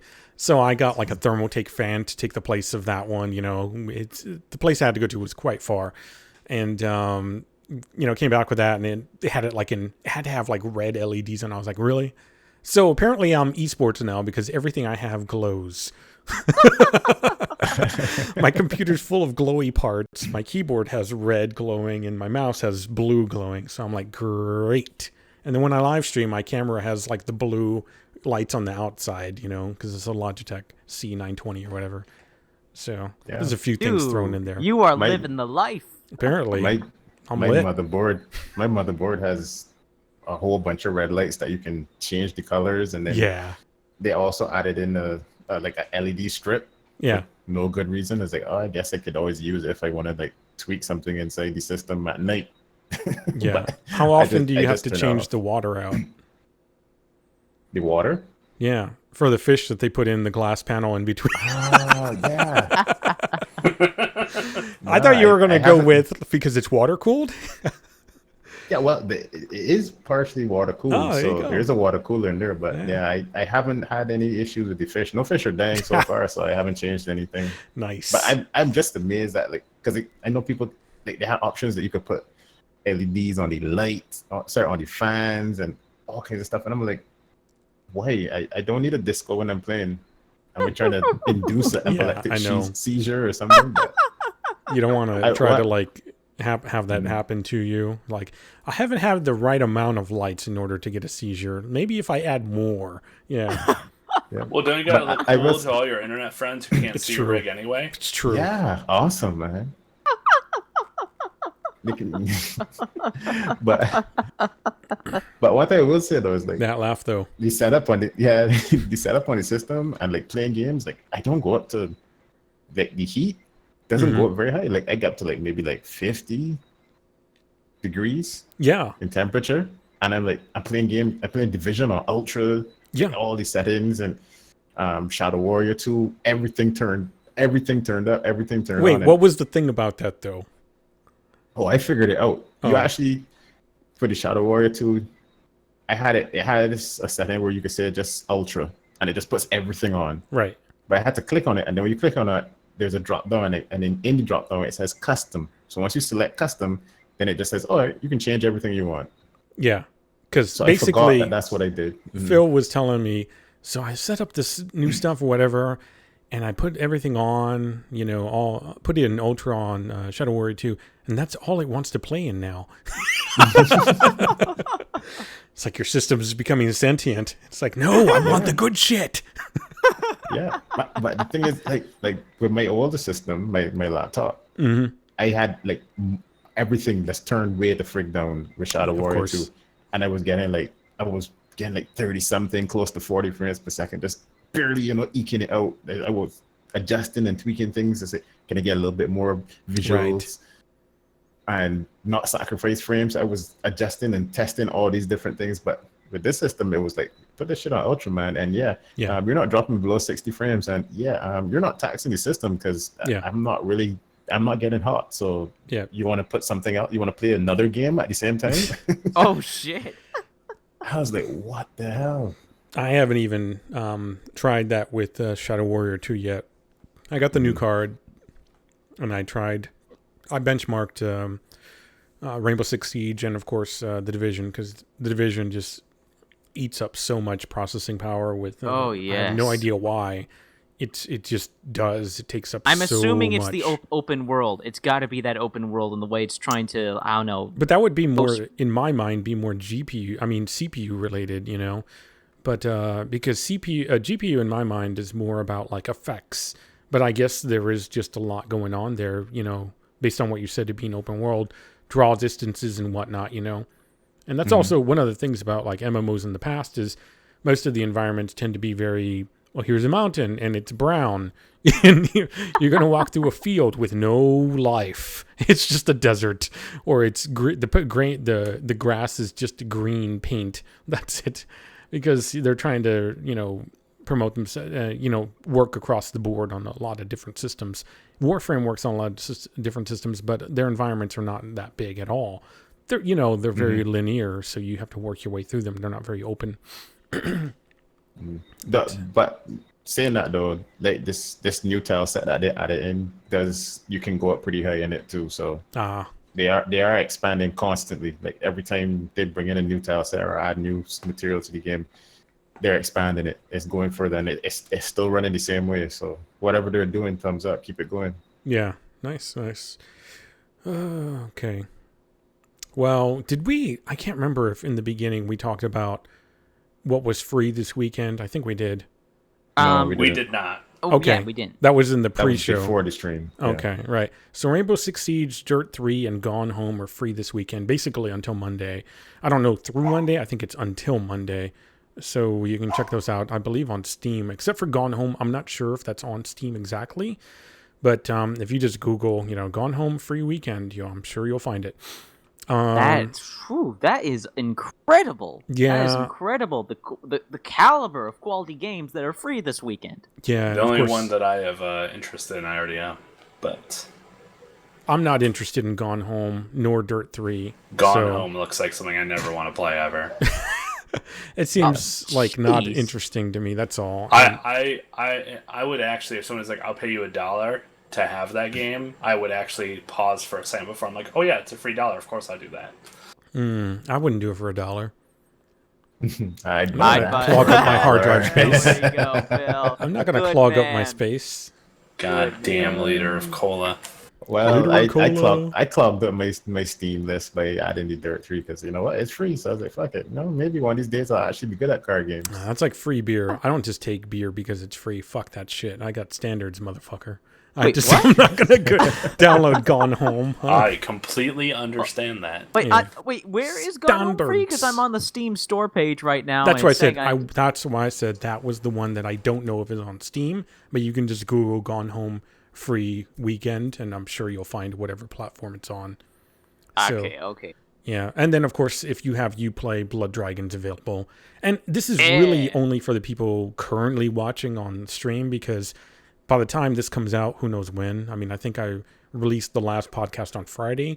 So, that's true. Yeah, Far Cry 3 Blood Dragon though is a stellar game. God You damn just it. have to know that it's gonna be outrageous and goofy. I need to get that to fucking stream because it's the way I want to play it. To me, that's like a Shadow Warrior 2. Better with people watching, Yeah, So, I agree. yeah. So I need to really work on that. But then I think there was something else for Origin but that's if you have EA access. So I didn't even bother picking up the list. So because you got to pay for EA access, I believe. It's like some kind of what's it, Sony's, what do they have? PS Plus? Oh, something? yeah. Basically, Correct. one of their Amazon Prime. services. Yeah, so if you have EA access, you already know, so I'm not going to bring up the list. Okay, I want to ask though, Janter. I know this is kind of off topic, but what you said just a second ago, a game that's better with people watching. Yes. I've never heard someone say something like that before. Can you please? Enchanted Arms. Well, I'm a live streamer, so I think in those regards, you're a YouTuber. You should also think in those regards, I would imagine. There's things I don't. I've never Okay. thought that this game plays better, Monstrum? is more fun with people watching. Monstrum, you don't think that that's more enjoyable in some way because people are getting a kick out of you? Yeah, like the shared experience. I think you do. You feeding off of other people makes the experience of the game better. I think you do think about it, but maybe just not to the level that I might. Maybe at the forefront. We'll put it that way, at the forefront. Or maybe you're just asking me. But I think that's something that especially a lot of live streamers would normally imagine. So, which is the fact that, what am I going to play on stream? What's enjoyable? Like, I know Rainbow Six Siege is not necessarily enjoyable to the audience that watches the stuff that I do, but I put on Dead Space 2, and people that I don't even know show the fuck up for that because it's something that they want to see the reaction to, Blood Dragon is silly, and it's over-the-top 80s stuff. People get a kick out of that right now, so they're going to watch it, So, yeah, that's I guess, really when Dirt 3, I don't know how many people would show up for that. Not that many. Gone Home, I think, is a story-based type thing. I think people is. might come out for that, especially since it had a lot of hype around it when it was, being played out or whatever. So also, maybe Jander, and Tron, you can feel free to correct me. Like when I get the experience from when Tron streams, it's like it's still like a show with Tron. It is like very his much. YouTube is, where he's like, "Hi, awesome. It's good to see you. Awesome. I'm gonna keep doing this thing." He's Whereas absolutely other like that. people are more like a buddy on a couch thing, Right. where they're Yeah. like constantly socializing, and then they're kind of also playing the game. Right. Whereas I feel like Tron really, like, he gets into the game and everybody else is kind of hanging out and watching him get the game. Yes. And as they come and go or ask him questions, then he interacts, if that makes sense. Yeah, you're 100% on the money, Graham. On the money. That's right? why Yeah. it's the Gamertron show. Exactly. Yeah. Which could be why, Jans, are you thinking in this format just might not be something that ever is explicit for Tron, because that's not how his live streams are. Gotcha. I think. Now I'm Maybe. really about interaction, and so when I would play Rainbow Six Siege, I was very aware how much I wasn't interacting, and that's why some games that I play in a window if I can, so I can have chat right up on the same screen, But really, even then, it's a matter of the game type too. It's harder with first-person shooters to look at the screen in any way, shape, or form. Which kind of brings me to something that I forgot to put on the list. Doom arcade mode. Yes! Mother of God. I did not realize how much fun I was going to have with that. It just really breathes a lot of life into the game for me. And the fact that you can see other people on your friends list that have the game, and you can see their score, kind of, it's a little bit of like, oh, well, let's see what score I get, Exactly. So what exactly did arcade mode bring to the game that made it, fresh and fun again? Yeah, no problem. Actually, Gamertron did a good job of bringing up all of that stuff prior in the past. So help me out, Gamertron, as well. But from what I got out of it, which I played long enough to realize that I was hungry. I was like, shit, I need to eat something because I hadn't eaten in a while. It cuts a lot of the story out, not 100% of it out, but it cuts a lot of the story out. Number one, so you're not having to sit there through cutscenes and dialogue and etc. There are little pieces where it's like, but then when that does occur, you realize how much you're just like, go, go, go. It's like, let go of me. I need to go murder more. But you get rewarded. You get very much rewarded for every kill you get with points, which is kind of nice. You get to see like, oh, that was worth this many points or whatever, And you also get like a points multiplier as well. As the more you kill, the faster you kill, the more enemies you kill at once, for example. So the highest I got was a 32x multiplier, which might be the top. Yeah, I'm not sure. That is the top. 32x. Gotcha. That is the top. They also changed the items in the map just a bit. They changed the enemies for sure, spawn rate and placement and all that. And it gave me a chance to go back. I had played on Hurt Me Plenty, I believe, for the entire campaign. So it gave me a chance to go back and play on like insane murder your face mode. And God, it is hard but fun. You die in like 2 hits. Oh yeah, but you just adapt. And it's actually not that hard. I consider that mode to be more Hurt Me Plenty. There's got to be like it's called Nightmare, Insane Nightmare, or there's what? Nightmare, and there's the most challenging of all difficulties, Ultra Nightmare. Okay, that's what I was playing on, I believe. It's on the stream. I'm pretty. Actually, Yes. I remember there only being one level. I didn't see Nightmare in arcade mode. There should be Nightmare. It should be. I forget what the easiest difficulty is. Can I Play Daddy? Yeah. Hurt Me Plenty. Ultra Violence. Then Nightmare. Then Ultra Nightmare. That should how the. Can I Play Daddy? Spank Me Daddy. Hurt Me Plenty. Daddy, no. Yeah, and I didn't mean that much. Yeah. Or maybe it's I'm Too Young to Die. Maybe that's the name. I forget the name of the difficulty. Yeah, My body, my choice. You have little things throughout the level, like the little Doom guy dolls or Koopy dolls or whatever they are. I call them the baby Doom guys. They're like floating in the air, kind of not exactly hard to reach places, but they will put you in a position of like, okay, that's going to get me hurt, you know, because there's going to be a lot of enemies to spawn, but you want the points. There's also like little, what would you call them? Like flying, they're floating bombs, but they're more like mines, like mines. like There you mines, go. yeah. Thank you very much. And when they go off, you can use them to your advantage to kill the enemies around it. So, which is good because that increases your multiplier. And then when you do that, out pops like a little puzzle cube or something. A relic. They call it. And you have time to pick it up. And the sooner you pick it up, the higher reward you get. So they have gold, silver, and bronze, I believe. And then if you don't get it in time, then it's gone. And there was one of those that I missed on one level, and I was like, oh, that's what's going on. The other nice thing is you can cycle through all of the maps, the maps. Now, I don't know if you can do that if you have not finished it. You have to beat the campaign. You have to beat the campaign to access arcade mode. Okay, fair. But that was actually really nice because it helped me. I hadn't played it in some months, so it helped me to remember which maps were really fun to play, for me, that is. And I don't know, I just got a real kick out of it. I even wanted to play it before the podcast as well, but it takes so much, like I was watching a live stream, it takes so much focus that I was like, I'm not going to pay attention on a live stream if I do that. So I had to play something a little bit more laid back. But yeah, it's really good stuff. I think it just breathes a little bit more life into the game. And you don't really feel like there's, like the campaign itself where it's just story driven. It's more just for fun, just for damn fun, just straight up, kill. And it adds a new competitive element to the game. So, for instance, if you don't want to play competitive multiplayer, if that's just not your style, True. if you're really into like PvE kind of stuff, this is the perfect way to put your skills to the absolute limit. Mm-hmm. Because in arcade mode, what it challenges you to do is how fast can you go? How well can you combo your weapons, your glory kills?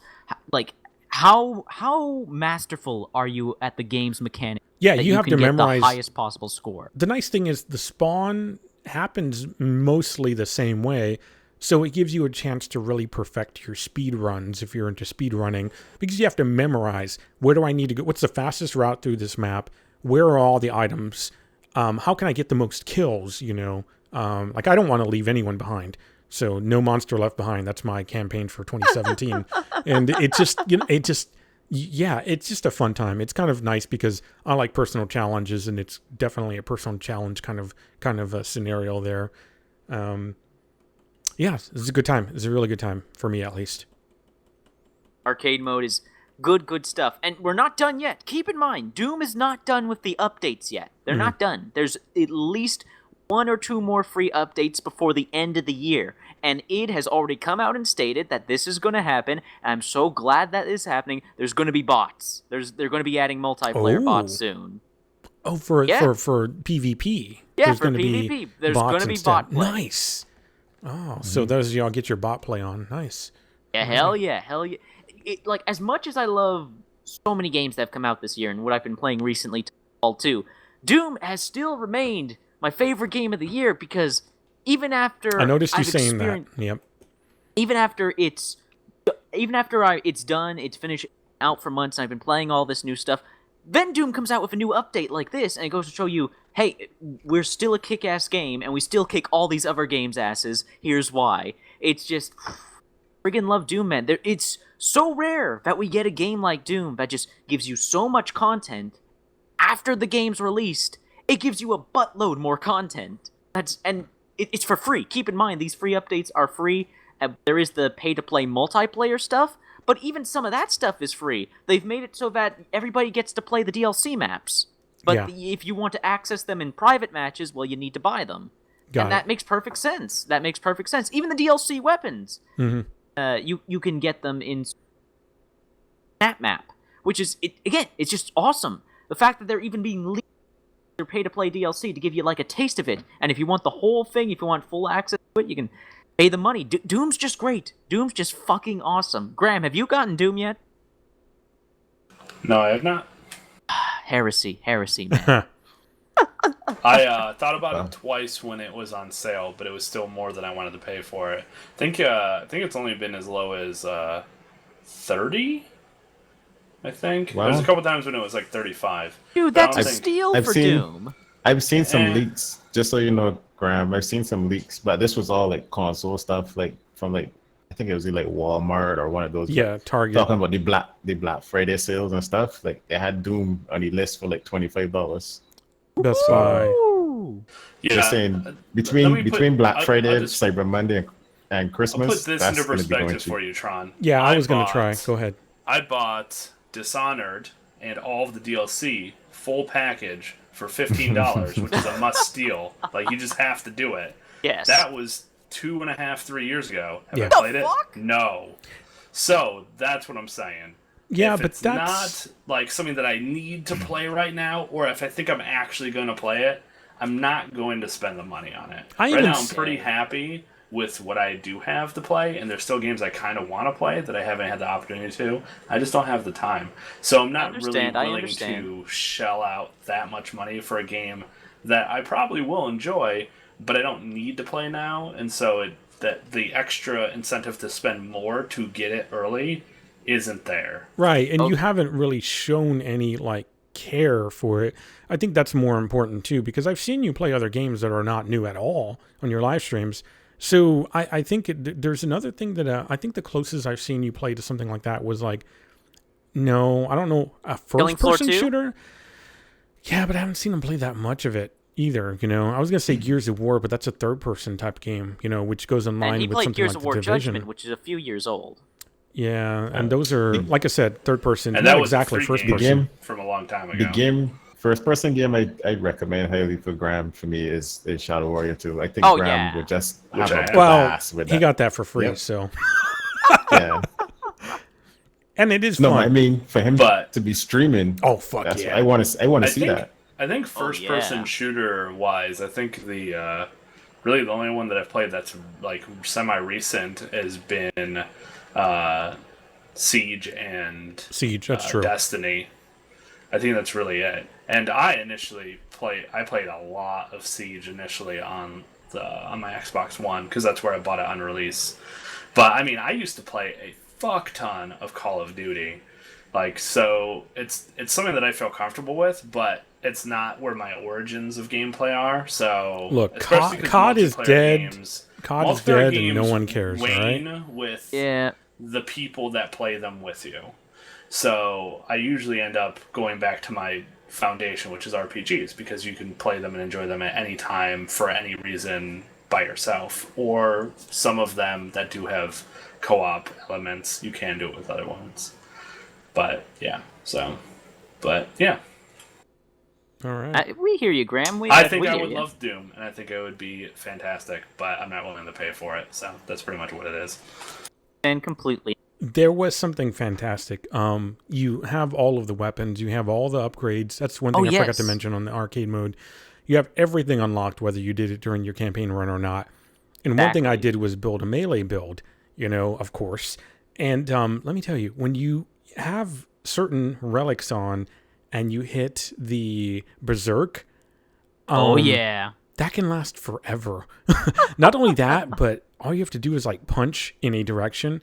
And with certain ones that extend your reach, so to speak, for meleeing somebody, you would just fly across the map to go murder people. So I was just like randomly turning the mouse. That is really cool. Yeah, I was just like randomly turning the mouse and just murdering everything just by flying towards it. I was like, this is almost too good. Not only that, but Berserk lasted so long. I was like, this is unfair. And so basically, you turned into Doom's One Punch Man then. Oh, it was so good.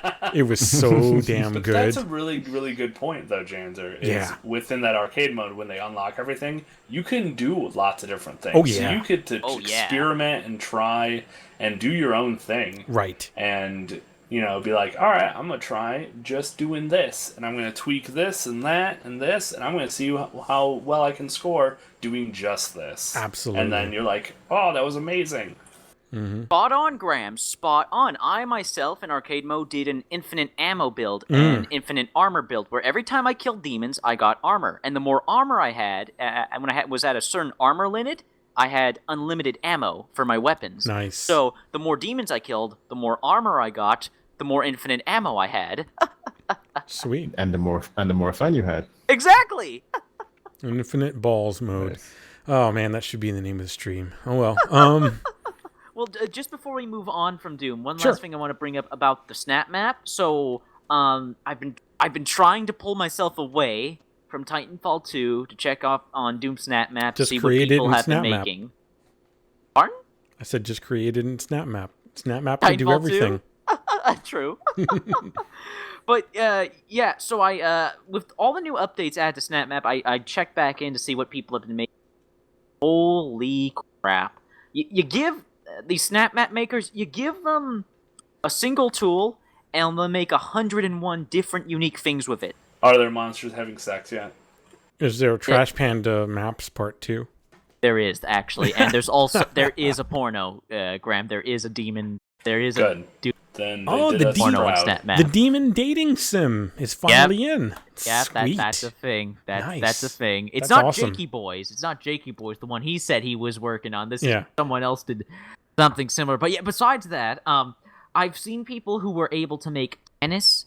People who, like, I told you one time someone made No Man's Sky in Doom. Well, that Yes. same map maker, he's updated, so it's even more like bloody No Man's Sky in Doom. It's remarkable. So he took out most of the content then? Yeah. Good So he one. marketed a whole bunch of Sorry. bullshit that didn't actually happen in the. All right. I've seen people recreate campaign Sean Murray levels. is crying somewhere. But everybody knows that. Oh, I'm sorry. I feel horrible about that. You know that guy's got to be. Oh, he's just wrecked. Wrecked is Yeah, wrecked. yeah. Oh, all right. I'm gonna leave it alone. He's down. Why am I kicking them? Poor guy. I feel horrible now. I'm gonna have to It's a eat more shame. pizza. Make me feel better. Speaking of But speaking of which, I guess I'll bring up No Man's Sky quick. Ever since the whole Twitter incident, with More? the whole supposed hacking, no, it's not more stuff. It's just that they've gone dead silent again. Of course. Well, that's best. That incident is the last time we've heard from Sean Murray and Hello Games. There's been no update So- on when they're going to update the game. Just like Trump, someone took away their Twitter access. Nice. Yeah, again, no word from them, and they've been they've been making promises. They've been promising for months about an update, a patch, new content, free content, paid for DLC. They've been promising all this support after launch, all and of there this hadn't seen a lick. aside, if it comes up for $5, I'm absolutely like. I really like the visuals. So I know this sounds stupid, but I really like the visual look of the game. I really like the calmness. It feels calm to me. Like I would love to play that game. Oh yeah, it's a chill game. It's Yeah. a think Minecraft but less dangerous. Like with Yeah, Minecraft, no, I've seen a lot of the gameplay, believe it or not. It just people hate the shit out of that game. And I do have to say that once I get it, I will be streaming it. I don't give a fuck. That's fantastic, man. That's fantastic. Like gotta keep in mind, gents, or people don't hate the game for what it is. They hate for what it was promoted to be. They hate the developer, not the game. Pretty much. Maybe. I'm sorry, I was trying to put a spin on that. Anyways, Yeah. Yeah. Go ahead, the player. Go ahead, Yeah. the player. don't hate the Oh, game. man. The game didn't create itself. This is one time where I can't really back up the developers. Most of the times, I am as some would say, a developer apologist, which I'm not really. But I take the perspective of thinking about development and all that. Same But here, man. Same I here. can't Great really. That guy just put his fucking shoe in his mouth too many times. So foot right up ass through mouth. Yep. Ugh. But I'm just confused as hell. Why would you I don't know. Let's get away from it. Can you tell Okay, us okay. about the Paragon update that's coming up next month? Yes. I believe. Yes, I can. Yes, Sweet. I can. Okay, so first off, new character, new map been announced. I'm going to talk about the character quick. His name is Crunch. He likes to punch. He's a robot. He's a boxing. I love that rhyme so much. punch. He actually says that. He actually says Sweet. that. I'm Glad they didn't name him Buck. Yeah, but I'm already. You just can't go anywhere good with that, can you? Right? No. And I like to Oh. luck. No. I'm sorry. Go ahead. Man, it's okay, but yeah. So this new character is a boxing robot, and Yeah, he's a boxing robot. He's a robot with 2 giant metal fists. He has an incredibly like robotic synthetic voice. Hashtag robot fisting. Fisto, yeah. No, robot fisting. Oh god. But yes, we can call the robot fister Fisto. That's good. Anyways, Crunch is a more tanky melee type character, which is desperately needed in the game. We have only one. We have a couple melee characters, but they're not really all too tanky. There is what was his name? Not Behemoth. Get this character. Barely play as him. I'll have to go back and look, but it's the swamp monster looking kind of guy. Swamp thing. Okay. Yeah. So adding Crunch into the game is definitely going to change things up. I've noticed in PvP really take the range characters, so having a uber powerful melee character like this is definitely going to encourage people to try more melee in the PvP. Usually, if I want to get a mix of melee, I have to play with bots. So I'm glad that they're adding more melee type characters into. Crunch just looks awesome. He's just an awesome concept for a character, and it's obvious they were having so much fun with this character. My name is Crunch. I like to punch. Do you like it when I punch you? Those are some of his lines. I cannot wait for this when character. I punch you? Yes, that is so stupid that it's funny. Exactly. I cannot wait for Crunch. I cannot wait. And then we have the upcoming map Monolith, which there's some screenshots of, which looks to change things up, and it's a beautiful looking map. A very much of a tonal shift from their other map, which is all bright and shiny and full of life. This one's a bit more somber, dark, a bit of a got sand, a bit more deserty. It's got these massive pillar-like structures, and it's going to be a free lane kind of map, like the other map. But they've changed up the verticality. They've changed up some of the flanking routes, the mob placement, and it's going to add more life, more variety in the game. And this is something I said in my very first Paragon video. This is something I said that this game needs is more maps. Like, it's got the characters, it's got the systems, it's got the gameplay. It just needs more maps. I can only play on one map for so long. Like, the one map they have so far, again, it's beautiful. It's really well made, but that extra variety, that extra content just adds more life, more playability to the game. So I'm looking forward to this new map, looking forward to this new character. Paragon, it's becoming a real contender. It's becoming a real contender in free-to-play MOBAs. Paragon promising one new map a year. Nice. Well, the maps they've made and the screenshots I've seen of this map, like, they're using Unreal 4 engine, and they're using it to the absolute best of their abilities. Like, if you Janzer, if you played Paragon, there's a mode that lets you just like look around the map, like like a free fly camera, and the screenshots people have been able to take. It's a really beautiful game. I saw some. Speaking of screenshots for the game, I saw some for Shadow Warrior 2 that Shadow Warrior 2 retweeted. Of course, some of them are ass shots for the women robots. I was like, oh yeah, the developer is, but the game is stupid. You can't get mad at the game. I'm sorry. Go ahead. No problem. We got some controversy with Shadow Warrior 2, do we? I don't think so, because the entire game is controversy. That's the problem. That's true. You can't call it out for what it is because it knows what it is and it's fine with it. Which is really odd about Paragon, because advertisement from advertisement, they mix things up. Like one trailer, they have it super serious and epic. The other, they're having a good old lighthearted time, like with Crunch. So I'm not really sure the tonal direction they're going. I don't know if they're trying to have probably don't necessarily have one. They're probably trying to put characters out there that appeal to different sets of segments of gamers. So probably just throwing out feelers. Mm-hmm. I mean, they don't have to really. Hits. They probably don't really even have to have a specific, direction because they're a MOBA. There's no story really behind it, True. Or there might be one, but it's a loose story. Like Overwatch, no story. Exactly. Like they have some lore. And I have some news about Overwatch that I want to share. And it's not about Sombra. I don't care. Okay. But yeah, so there's also reports of a new game mode coming to Paragon, but I have no information. All I know is they are also working on a new game mode. Mm-hmm. That's going to be fun. So yeah, Paragon, it's shaping up. Cool. It's really building up, and it has a bright future ahead of it.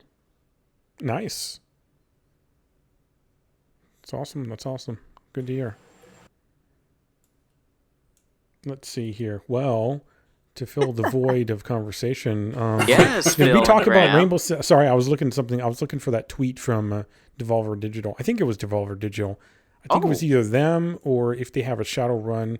God damn it, Shadow Warrior 2 account, then or Shadow Warrior account. Then it was from there. One of the two.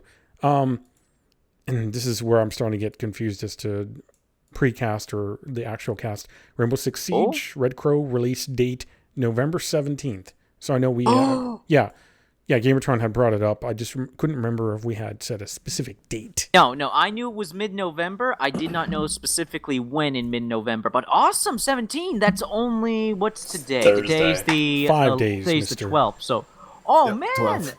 awesome. Jeez, that's coming so close. God dang it. Oh, there's too many games to play, guys. There's too many games to play. Too many games getting updates. Too much multiplayer. Oh my God! I believe so many there's a games to play. live stream of the characters as well that they were doing.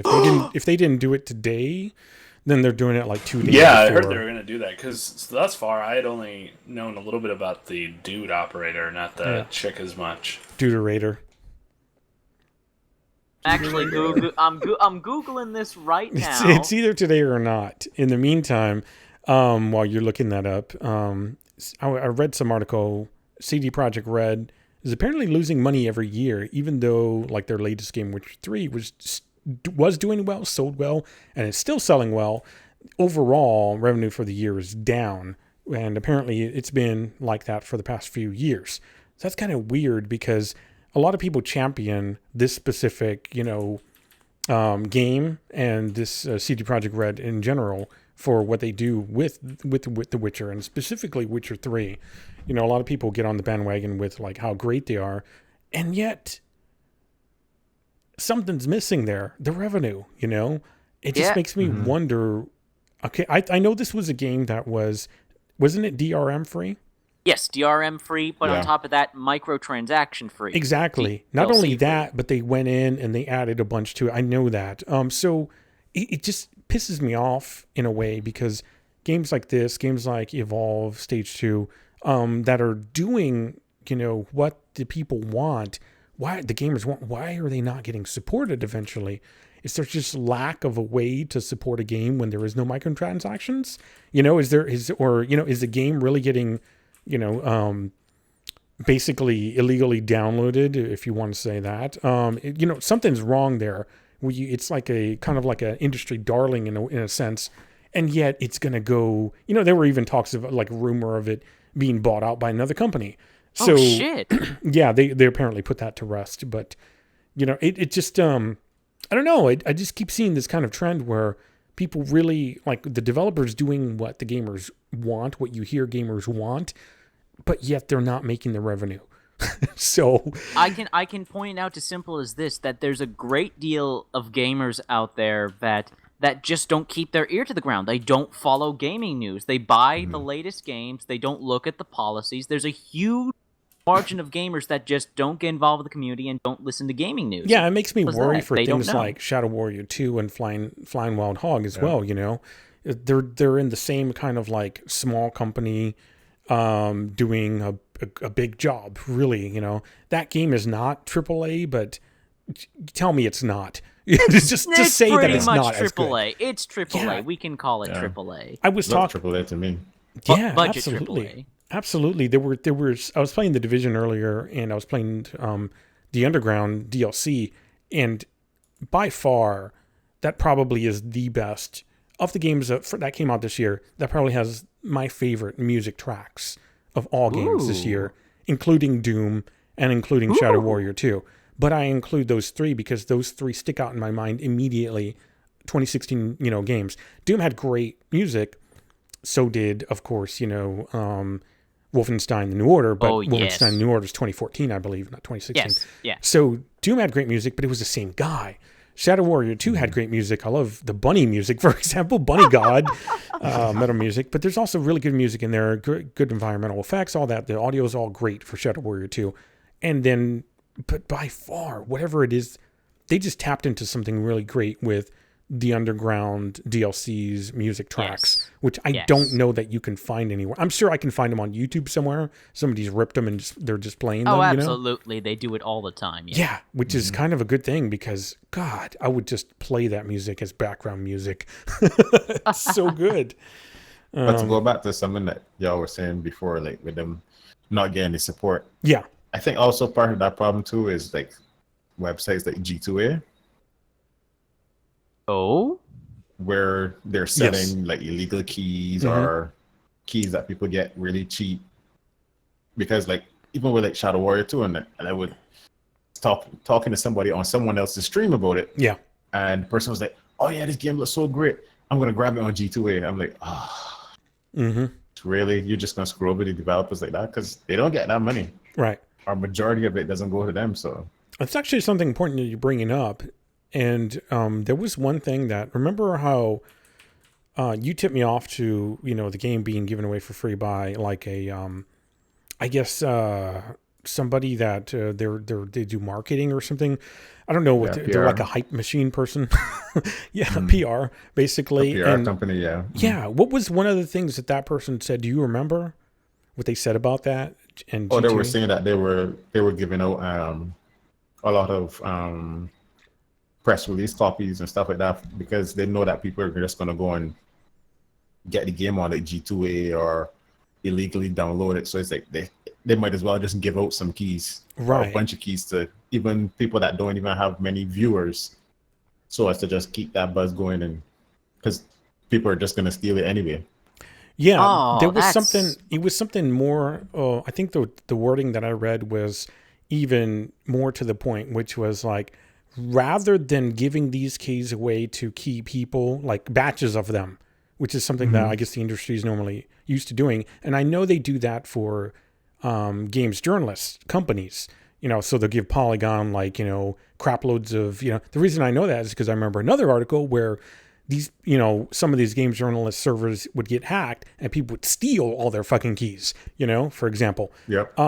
So they said rather than giving them away in big batches to singular entities, they were going to give them away to streamers that they could verify as streamers. That was another big thing. Right. Yeah, because people were trying to like create brand new accounts, and the PR person, I think it was Agent Tinsley or something like that, was like, ha ha ha, laughing. Ha, you think that I can't tell that this is a brand new account that you made today? Get the hell out of here. That's what you need, though. You need that level of like what you were saying earlier, Game of Thrones, about me being a troll. I'm not a troll. I'm a counter troll. You know, because you have to see the trolls, bullshit habits, and then you counter that. You have to become them to counter them. Oh yeah, you have to become more than the troll. You have to be an ogre, bat troll. basically. You have to be a bat troll. You have to be one step ahead. I'm bat troll.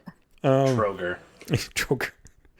So yeah, no, that's a really good point that you brought up, Phil. So yeah, it's a great point. But yeah, I bet that has a lot to do with them not making the money, and it's sad because how they reacted to people, getting the game for free, for example, and by free I mean getting it without paying for it, but not in a proper way. I downloaded it from some server somewhere. That one I guess like monster in there, or was that more because people were I guess farming something through a bug? Do you remember there was something about like there was a monster that would appear in The Witcher 3 if people? I think it was actually because people were exploiting a bug. Oh no, I know what you're talking about. Was that what it wasn't a monster? It was cows. People were killing cows. People were killing the shit out of cows and farming cows. They were because exploiting they would respawn. Yeah, right. Exactly. So what the developers did is they realized, oh, people are exploiting, killing cows. So you know what? We're going to do a little specific troll. resource, right? Exactly. Yeah. So what they did is they trolled the players, where if you started using this exploit, it would spawn an uber powerful monster that would come and kill you. Yeah, and then people eventually killed it, so they just made it stronger.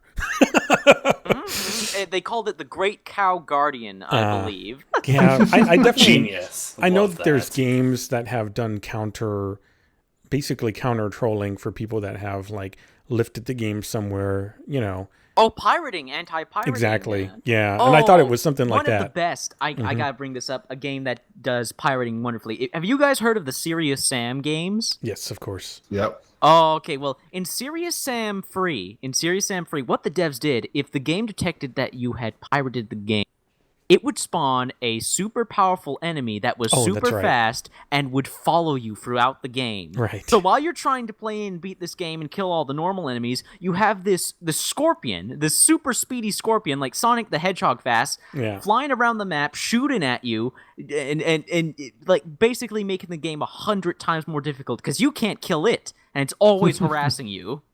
Yeah. I remember hearing that before. You probably talked about it before. Yeah, so I don't know. I've got nothing for that other than that seems not good news to hear about CD Projekt Red. It's not.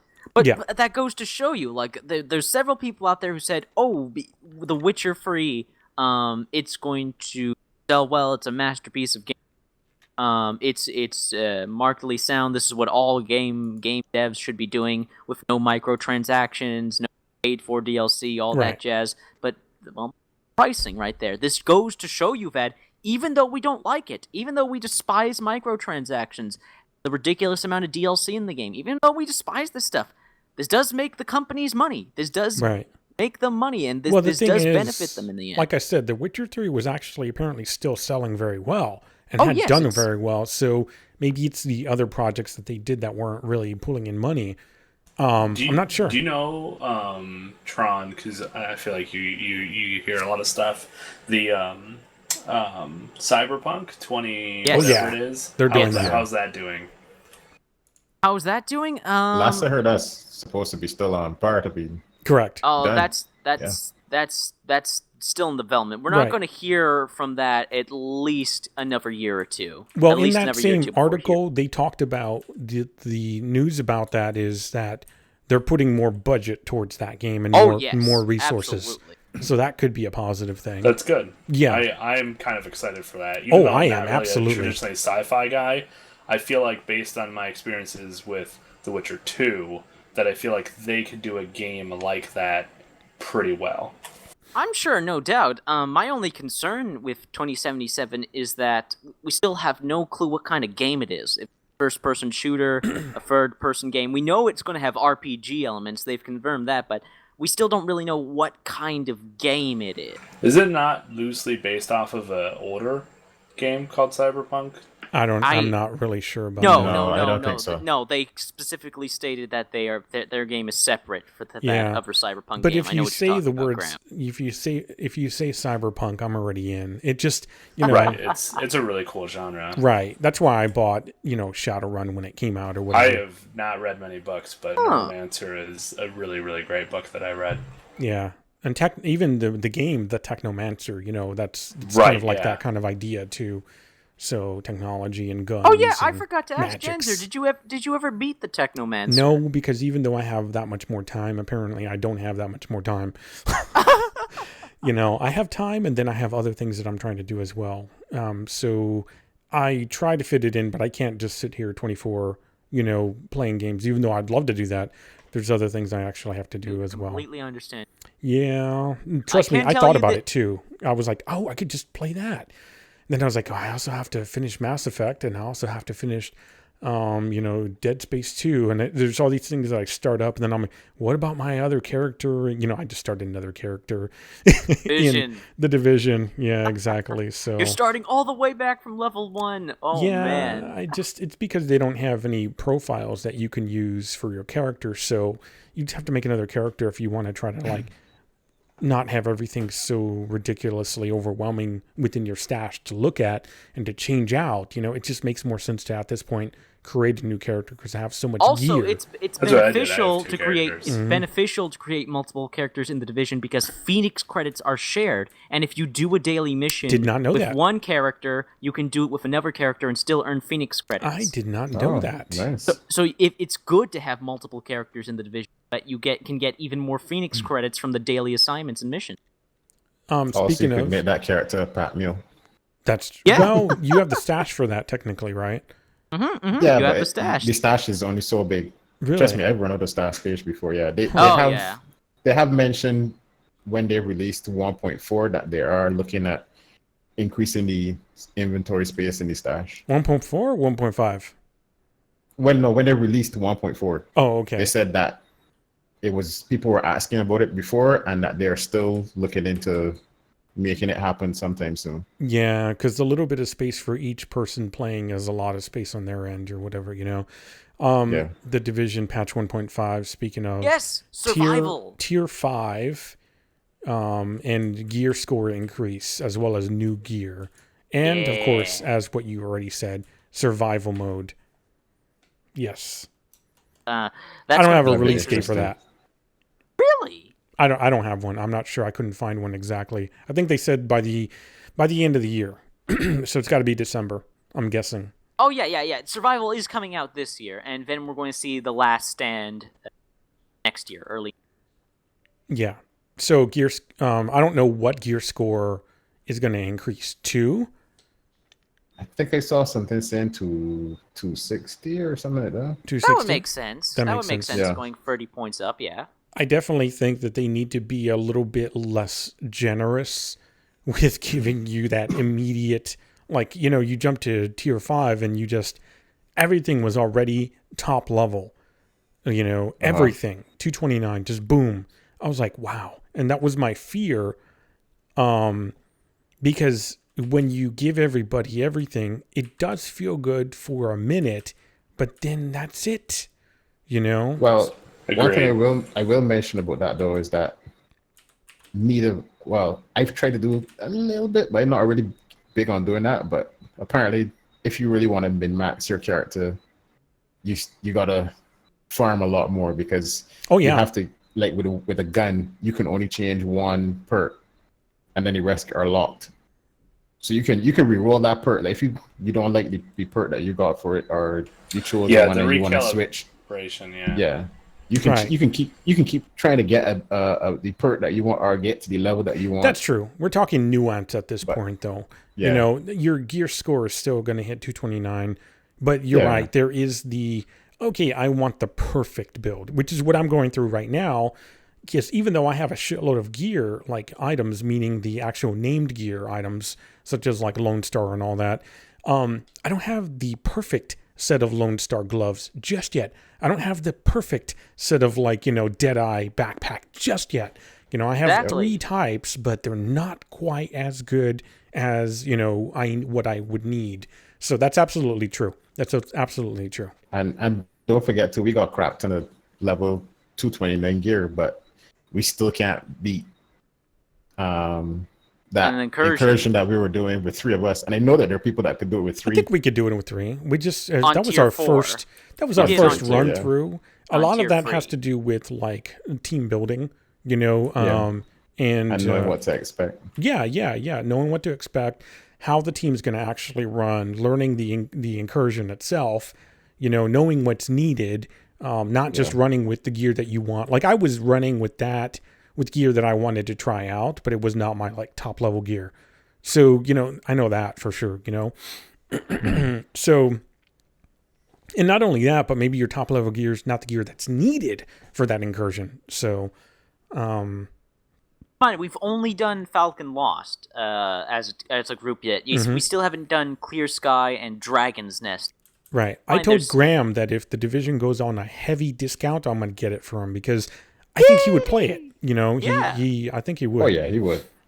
Well, I don't know. Would. He might have had enough of it, you know. So, and plus, there's a shitload. He's stuck on that. And on PC, Elder Scrolls you have Online. to start from level 1 again. Yeah, it's not that bad though.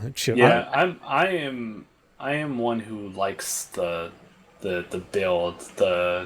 I'm a goal seeker, so starting brand new is not a hindrance for me. It's more of an enticing thing. Not only that, but you've played so much of it, you kind of know what to do.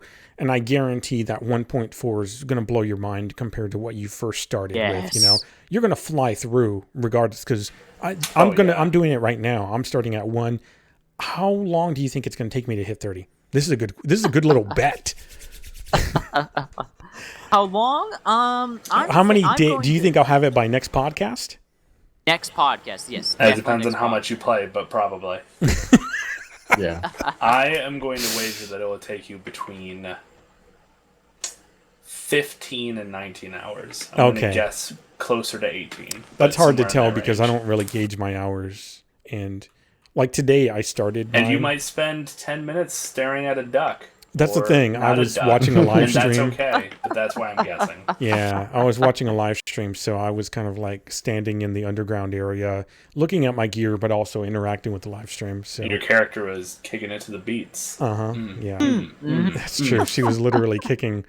That was hilarious and so good. But yeah. So yeah. Until Count gets done with his adult related things. Untie him already, Phil and Graham. For Christ's sake. Did what you wanted. It's been 2 weeks now. Hey boy. Hey boy. I'm just saying, if they can have South Park had backdoor sluts number 9, he's got a lot of work ahead of himself. So wow. You guys might have to wait. I'm available for next week, just letting you know. Oh man. But speaking of Count, and switching it from video games. Oh. And I know that this is, this counts thing.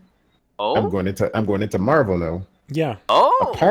Apparently X-Men it's looking a little shaky because Hugh Jackman, this is going to be his last movie as Wolverine. Yes. Which is something he said, right? He said that. And apparently Jennifer Lawrence, James McAvoy, and Michael Fassbender seem to may not want to come back to do any more X-Men roles. Oh, they talked about having some pact. Remember that? They talked about yeah. So there is rumors speculating now that they might reboot it yet again. This would be their third, fourth reboot now. They're threatening so they can get more money, but guess what? Hollywood don't give a fuck. They're like, fine, we'll reboot it. It gives us even more money when we reboot. Yep. But they've already rebooted. They've already rebooted X-Men. You can never have enough reboots. All of the boots. Just do something original. Super boot. Why is Hollywood? Does Hollywood have an allergy to original stories? They have an allergy to any new process. That's for damn sure. I'm not sure. That didn't make us money, but you've never tried it. Exactly. And we're not about to start now. Hollywood has a lot of allergies too, because that's true. Just jumping back to when I mentioned I was watching Transformers, the last Transformers movie, and I was like, I remember the one before that I was kind of disgusted by how they had like jazz, and then they had the other two Transformers that had gold teeth and were all hip hopping and I was like, wow, that's really they're really kicking it to black people. in the last one that they did, I didn't even realize they decided, let's pick on another minority, and they had a samurai one, and he was talking like a disa. Of course he was. Kind of talk. And I was like, really? Are you fucking? I was like, how else would they know that he's samurai or Asian? It's hard to tell these kinds of things. Goodness. But what pisses me off is that every Transformer movie makes tons of money. Oh yeah. Well, I mean, Hey, see, it's robots. You know what? The Transformer movies and how racist and stuff they were in terms of doing their stuff. That should have prepared people. People should have known that Trump was gonna win. Just gonna say, what? Transformer. Wow. It predicted. It was a prediction, man. Trump in disguise. He predicted. Little did people know if they had just read the signs. Yeah, Illuminati that was confirmed. the signs, man. Yeah. Sorry. But yeah, I don't know. I just find that so hilarious with Hollywood rebooting and really putting certain stigmas on particular people that aren't white. So what? That's not Hollywood itself. That's specific directors. That's how that's Michael Bay. Michael Bay is all about the stereotypes. But it's not just Michael Bay. I mean, you look at the history of Hollywood. Tons of directors do it. That's not the directors. You can't blame the majority for the minority. Wow. Why not? Tron, seriously, go and look. Did you watch that documentary that Jazza talked about way before? Oh, if you watch that documentary, which one is a good point? What was it called? You want what it was called? What engines? Yeah, Yeah, real as in like a real film reel. Yeah. Real Engine. Watch that, and you'll see how horrible It's an easy watch. Hollywood has been. Yeah. Yeah. Oh, it's Hollywood. Of course, it's horrible. It's Hollywood. Yeah. Like, I don't need to watch I that see how documentary it to is. tell me how You're horrible telling me Hollywood is bad now, huh? It is. All those people in Hollywood, we should just kill them. Whoa! What the fuck? The Wow. shit! Whoa! Way to trump up the conversation. No, he had to that really would make an excellent video game. Graham really had to trump you, huh? Huh? You would Michael Bay anything, wouldn't you? Since we're bringing this up, I hope you don't mind Sorry me that you got asking. explosive So, there. Graham Jenser, you have a new president or a new president? I don't really want to talk about it. Elect. I don't really want to talk about it. Oh, okay.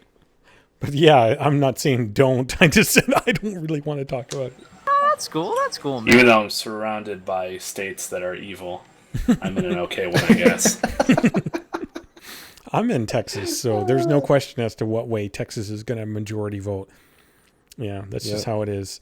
My city actually votes the opposite of the state, which is kind of funny. But that's just what it is. It's just, Everything is bigly in Texas. Speaking of evil, Stranger Things Season 2. Speaking of evil. And apparently... That was a solid segue. Sean Astin from, Rudy, and Lord of the Rings. Oh. Yeah, he's apparently going to be joining the cast. I don't know anything else other than that because it was a headline. But I do want to bring up the fact that I'm super hype about Stranger Things in general and season 2 coming out. It's totally confirmed. There's absolutely going to be a season 2. Yes, absolutely. Fantastic. I just don't know the when. original cast is returning. As far as I know, yes. Yes, absolutely. Goddamn tastic. I'm so excited to see more stories with these characters. I'm absolutely... Stranger Things was such a good show. It was such a good show. It's rare you come across a show like Stranger Things that just... It feels like a movie. A TV show that feels like a movie. And it made me not hate the 80s. Huh? Yes! How amazing is that? It's like going to a restaurant and you're served something that you hate, like, I don't know, boiled cabbage or something, or boiled spinach. Ugh. And they serve it to you in a way and you're like, holy shit, I've never eaten boiled spinach this way before. I actually really like it. That's proof. When somebody feeds you shit and it tastes good, that's when you know they're a master. So, the 80s. I do like the miniseries-esque format, like the mini movie. It's true. I really do. Like, when you were saying that, I immediately, in my brain, thought of Band of Brothers. I never watched that. Yeah. Really, I heard that really was good. really And as somebody who likes history, you definitely should. I know, but I don't know where would I watch it now? I'm pretty sure somewhere it was aired 24 hours yesterday. Where would I watch it now? I don't know. Yeah, that was an HBO series, right? Wasn't it? I'm pretty sure I own it. I would just mail it to you. No, I'm sure I could find it like on somewhere. I just need to look into it, and that's one of those things that I would watch back to back. Absolutely. So yeah. Oh, it's really good though. Good thing to remind me of things that I could be watching that instead of doing things. It would go really great with any sort of food too. That's true, and laying in bed all day. Yes. Oh, so I saw a little trailer called Valerian and the City of 1,000 Planets. I watched that too. Now, like any good trailer, it told me absolutely nothing about the movie, which intrigued the shit out of me. Yep. So another thing is the name Luc Besson. And if you don't know Luc Besson, then I don't know where the fuck you are, or you don't care about the people behind movies, which is totally understandable too. Sometimes you just go watch shit and it's good, and that's all that matters, But yeah, if you don't know Fifth Element, that's a quick and easy one right there. So yeah, that looked very intriguing, very interesting. But also not his only one. He's done several other ones. Oh no, yeah. There was I think Her Story was that one that he did, or I'm thinking about Her story, what was isn't the that a AI? video game? What was no? There was something with an AI. Was it her or was he typing? he absolutely Her, yes, her. That was yeah. the name of the movie. Yeah, her. Her. There you go. Her, the professional. Absolutely. There was one called oh man, something about Paris. I don't know. It was just very much his style of stuff. It just he whatever he does, I love most of the time. Beside the professional, he did Nikita, I believe. I'm pretty sure he was the one that did Nikita. Let's see. So there's quite a lot. Just look up LucBesson if you don't know, and there's something wrong with you if you don't know, anyways. But yeah, did we talk about Call of Duty Infinite Warfare having a quarter? No, we mentioned it slightly, but please do bring it up because I have some stuff to add to that. Some numbers I got here. A quarter of the players after their first weekend. In relation to Black Ops 3's release. So that's not good. Not good at all. And that's why I kept saying this week, COD is dead and no one cares. Yep. It's done. It's done for. I have some numbers here. Warms my heart. No, it doesn't. It warms my heart. Yes, it does. Oh, warms. Warms. I thought you said it like makes it cold or something. I apologize. No, it warms my heart as well. I warm generally means horribly, terribly cold. It's true. Okay, so I have some numbers here. English is a second language. This is for PC. Sure. Keep in mind this is for PC. I don't know stuff for the consoles. I don't know console Game players. of Thrones. There are currently there are more players playing Pac-Man. Rainbow Six. Oh. Okay then. I'm sorry. More players playing Tetris. There are more players playing Rainbow Six Siege, Titanfall 2, Overwatch. Wow. And Battlefield 1, of course. There's more people in Battlefield 1. There's more people playing Paladins, the free-to-play game. Wow, that's okay. That's a stick. There are more people playing all those games. There are more players, based on all the numbers here, there are more players playing it daily compared to Infinite Warfare. So Call of Duty, at least on PC, is dead. There's more people playing all these other games than Infinite Warfare, and this is so good. I'm so glad people have finally woken up and say, "Hey, why don't we get some good taste in gaming and play some games with substance and some heart and soul behind Let's stop playing the shooter with the knockoff Titanfall movement mechanics and actually play the real thing." Exactly. But the real benchmark, though, would be comparing it to how many people are playing it as opposed to how many people are playing No Man's Sky. Ah, there ouch. you go. There you go. Wow. There you go. And on quick Titanfall 2 news, there's more players. I can tell you guys, I think EA strategy may have bloody worked. There are more players in Titanfall 2, at least on PC. They need to do a free weekend. Yes, a free weekend would help. Definitely. But I can tell you, because Titanfall is one of the few games where you actually, in-game, it shows you how many players are playing online at a time. I can tell you there are thousands of more people playing.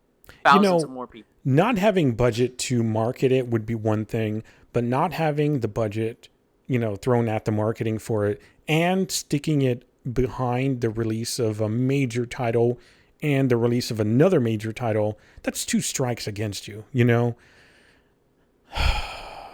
Not only that, but coming off of what some people consider to be a disappointing initial release because no single-player campaign, or whatever. Of course. Come on, And then the fact that people would joke about the player base just died, it's a slow death. That's true. It died. Listen to your wording, people. It died a slow death. Titanfall original, a very slow death. So slow that I got my card on Wednesday, the 1060. After I got that and I loaded everything up and booted up Titanfall, I was able to quick match in a defense mode in Titanfall and actually get into a group within 30 seconds. It was actually better than when I was streaming it. It was better. So somehow something has and all the people I played with were all Gen 1s. So apparently, new players, yeah. Yeah, people, it lit a fire under some players too to go check out the first one if they couldn't get, the new one, I Second suppose. one, yeah. Yeah. So scary, Good games are good. I have no faith. Yes, I have no faith. I have all the faith in the world that Titanfall 2 is going to be fine. It's going to be safe. It's Everything gonna get I read more about players it is over time. positive. Exactly. Everyone loves the fucking game, man. Positive I can't find and not hypey, not exactly. Yeah.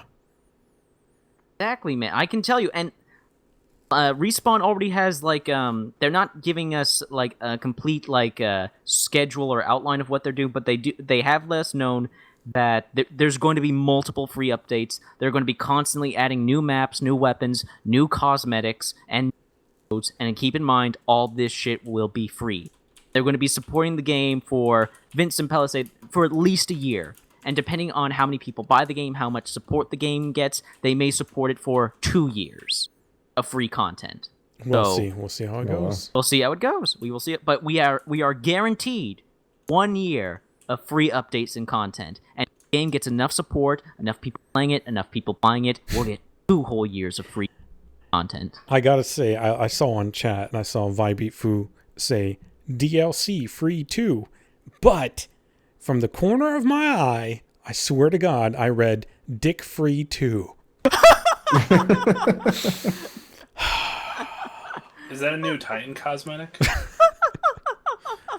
Titan, However, get your Titan dicks out for Harambe. Nice. I will say, if you're paying for dick, then you're doing it wrong.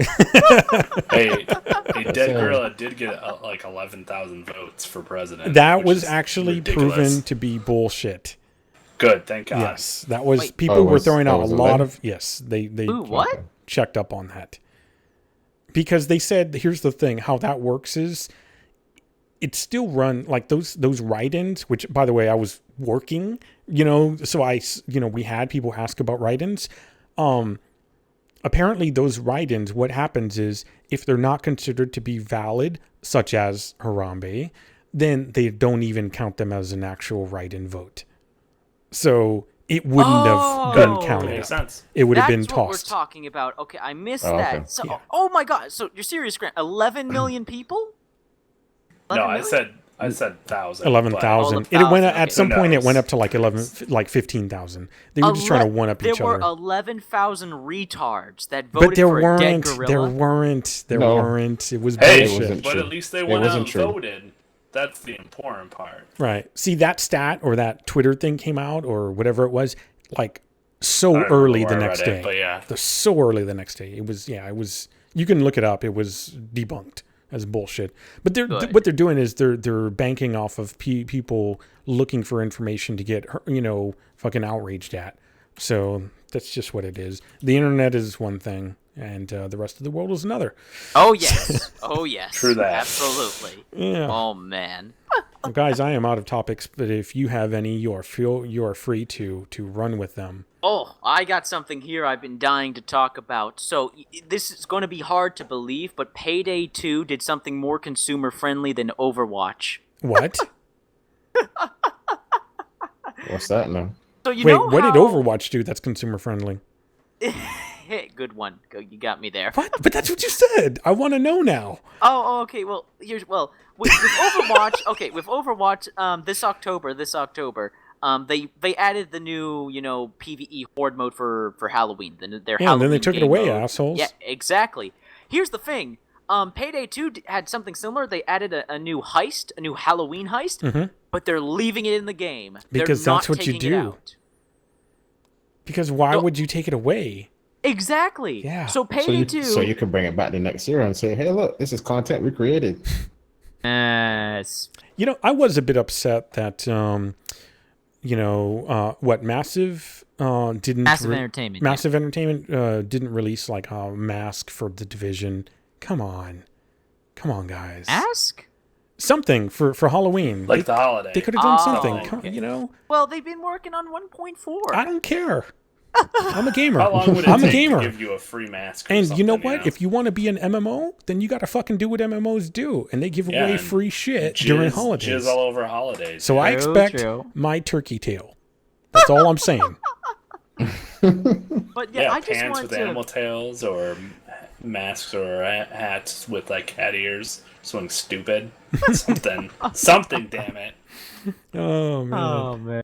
Well, I just wanted to bring that up quickly because it shocks me that Payday 2, a game that like with its microtransactions that didn't take out, granted it didn't take out, but a game that was infamous for like being anti-consumer with that whole controversy. They did. Yeah, go ahead. Don't let me interrupt you. Yeah, you're right.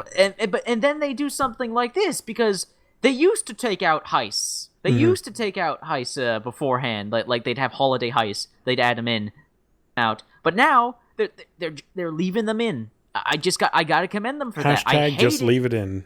Exactly. Many women can attest to this. I'm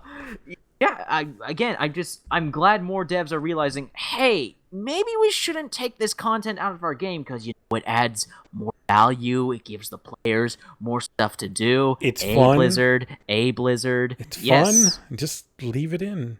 It's fun. Exactly. I will give... another thing fucking Blizzard did with Overwatch. For months, when I was giving Overwatch a bit of shit for not having a lot of content, like no single-player mode, no PvE mode, it's just a multiplayer-only game launching for $60, I'm like, why do we give other games shit for this and not Overwatch? Hello? Right. One thing people kept telling me, because I was asking, why does Overwatch not have like a team deathmatch mode or anything like that? Yes. They just added a team deathmatch mode, There and you now go. people are praising it. When people were giving me shit for months for suggesting that it have a team deathmatch mode, people It's kept saying... because you were throwing dirt on their pretty princess, and you can't do that. Yeah, but the excuse I kept getting, it wouldn't work with the game. That's not the game style. That's not how the game plays. She's not missing a leg. Work. You just aren't looking at where her other leg is, okay? That's... what? That doesn't make... Exactly. Doesn't make any sense. Just leave it alone. Yeah. But yeah, I just wanted to bring that up because I got so much shit for suggesting that Overwatch have a team deathmatch. Now it has a team deathmatch and people are praising it. Overwatch players are the biggest fucking hypocrites. I like Overwatch. I expect a great to game. see a 5-minute video about this. Oh, there will be. Under there 5 will minutes. Be. I don't even... I mean, they're just fanboys, and they were fanboys before the game came out, and they're fanboys when the game came out, and anything they ever do. And when you're a fanboy, you have a incredibly biased, flawed perception of infallibility for the source that you're in favor of. So it's all moot, but yes, it's very stupid. It's true, Graham. I will say though, Tron, when you do that video, make sure you take screenshots now of all the comments that people put. You can blur out their image and their name. I will. Put these screenshots with them saying this won't work, and just have all that stuff popping up on your screen. I'm going to. You may not want to do like the YouTube controversial shit, but you can just you can unintentionally deal in that realm, so to speak, by just looking at reactions to stuff. Absolutely. Yeah. You can still get that same crowd, which is a large crowd that wants to see that kind of stuff, but legitimately. So yeah, I really do expect to see some kind of video. I will be working on it. I will be working on it. I just can't believe it. After months and months of telling me Team Deathmatch isn't for Overwatch, it wouldn't work. Gets added to the game. Love it. Like, what the fuck? Like, how do you just switch on a dime like that? How do you just switch on a dime to saying it wouldn't work? Because you said it, and not them. Because you said something that wasn't there and pointed out a deficiency. The game. Now they're adding to the game. Well, he was just pointing out a deficiency. Because you say anything that's not jizz-tastic about the game, then you're a bad person and you should feel bad. I feel like I'm the only one that gives Overwatch shit. Read Graham. But I feel like I'm the only one that gives the game shit for its problems. Every time I hear someone complain about Overwatch, it's for petty, insignificant stuff. It's for petty, insignificant, not the real problems. Stuff that people can just brush off. But the game has significant problems. It's a full price game. It's $60, and I swear, if someone says, it's $40 on PC, 2 of the free platforms it's available on is $60. So don't go telling me they aren't asking full price for a multiplayer only game with no story whatsoever. There's no plot. There's no way to learn anything about the world or the characters or anything like that. I can't help but compared to cracking so up. many other of its competitors. It's true. I'm going to stop your rant. Can we go back Okay. really quickly? Because you said something very, yes. very important about Thank Payday you. 2. Payday Yes. 2 fucked up with the Yes. whole lockbox thing. It did. We're never going to do it. They did it. Okay. But then they redeemed themselves. They totally redeemed themselves by taking that out and doing the right thing afterwards, and people were fine with the game. Now they did this other positive thing. Yeah. Sean Murray, you could fucking learn from this, okay? Yes. I'm just saying. Just saying. Other people have fucked up. The problem is when you're silent, you give yourself no way to get yourself out of the hole. You know, you just keep digging it deeper by not doing anything positive. Now getting out of the hole, Exactly. digging deeper. Exactly. Exactly. I got to really commend the devs of Payday 2. They've gone back on everything. And on top of that, Janzer, on top When you of back that, down, you back down hard. Exactly. You don't fuck with gamers. They will screw your life up. Yeah, it's Exactly, man. It's horrible. And Payday 2 did something even extra. I talked about this a couple podcasts ago, but they did a whole week where every day, all 7 days that week, they added free content. New game mode, new weapon, a whole new like personal safe and personal place and safe house, a new heister, a new enemy type, a new difficulty. They added all that for free, all that free content in 1 week. As like an anniversary for Payday. Yeah. 3 years old.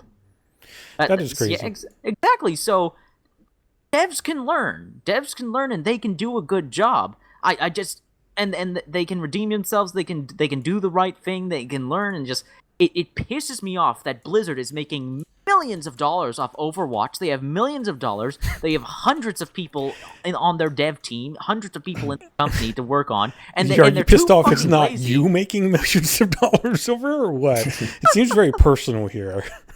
It's personal, Janzer, because I got so much shit. I got death threats. But you also got revenue from people watching and hating on you. did. So, you know, kind of evens out, right? I know, I did. I Alright, absolutely did. It's So just keep making those videos. Oh, I will. It just So hang on, wait. Does this make Tron also a troll? A paid troll. Yeah, because he's doing it and he knows what people are going to respond and say. No, I don't think I so. How don't they're gonna react, necessarily. so- I don't know. I've gone so. Oh no, Bill, seems I've a little gone. trollish I to think me, Tron. it's definitely reporting on stuff, you know, in a sense. I think, yeah. I think still troll. You can still troll if you report. label him as Right. trolling, but his motivation is not to troll. Exactly. So it's not exactly trolling. Doing a per video se. showing the responses and mocking them, that would be trolling. Because of the mocking part, you know. The best kind of trolling. Yeah. All right, so it's passive aggressive trolling then. There you go. Very American. That's perfect. I'm trying to just put labels on things, we humans do. They'll label everything. That's true. That's true. Gosh, there was one last thing. Oh no, I forgot, and it was good. Oh well, I guess we're done. Unless you guys have more. I don't know. We could do the people have done over the week thing if anybody's done anything. I kind of integrated mine in there. Yeah, mine was pretty much put in there. And everything else was just me downloading every freaking game that I didn't have on the system before. And that's not exciting. Yeah. I don't know about Tron. The only other thing I did is I beat The Last of Us on my stream last Monday. Yes. Oh That's shit! pretty much it. Oh well, Graham, please, was this your first time beating The Last of Us? Yeah, it was my first playthrough. Okay, so what do you think of the game, man? What do you think of The Last of Us? It was a good game. It had really good mechanics, good voice acting. It had a pretty good story. The pacing It had was giraffes. right. It did have giraffes. Wait, that I thought wait. was a what was it, like a donkey dog? Or Somebody something like that? said in your stream, tall. What? Did they say tall donkey? Donkey or dog. They said something or- like it's a tall donkey or something like that. Something. Yeah, I remember that. I Yeah, just can't remember what exactly they said. I can't remember because I would say donkey, so I'm not sure what somebody else would have said. They said something like that. Look, it's a tall Is the something. I mean, I was looking at the game again earlier, and there's like the left behind or whatever thing. Yes. I guess that's like I don't know, some other type of add-on thing or something, but I haven't played that yet. So I was thinking that I might end up doing that. Is that the one that focuses on the I little don't know. girl? I can't tell you. I have no idea. Could be. I think it focuses on the two girls. Yeah. Yes, Yeah. yes. I've seen it. The Last of I've Us is seen one of some of those that. games. It's one of my favorite games that I've never played, kind of thing. Yeah. Yes. You said that, yeah. I've watched But it yeah, so many times. I played through it on normal as default because I didn't know what to expect, and I felt like it was too easy for me. Oh yeah. For even a first playthrough, but it made it so I could get through the game and the story real easily.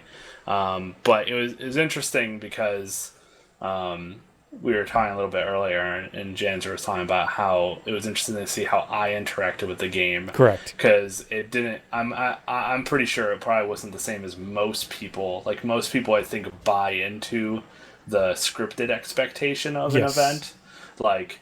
Oh shit! That person just died. That's awful. They're Holy looking shit! at- That's super scary. Graham, the But- correct way to phrase that is most people react to it as a human being, whereas Graham reacted it to as a robot.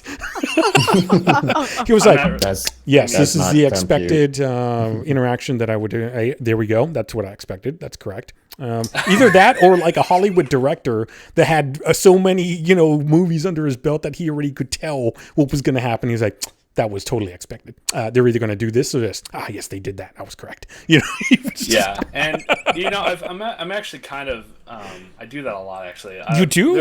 There was this one You do? movie. It was like one of my coworkers and friends was guilty. Pacific Rim. I predicted 97%. There was one thing that I didn't predict. Like I was like, oh, this is gonna be this, and I even used terminology that they used in the film that they didn't teach me yet because I just knew that they called it this, so I just upped it a tier, and I'm like, oh shit, I guess that's okay. But I notice patterns, and Yes. I notice things, and I and that's how I play a lot of games, which is also why. Why you're a pretty good gamer from what I've seen. Yeah, true, because I can anticipate things.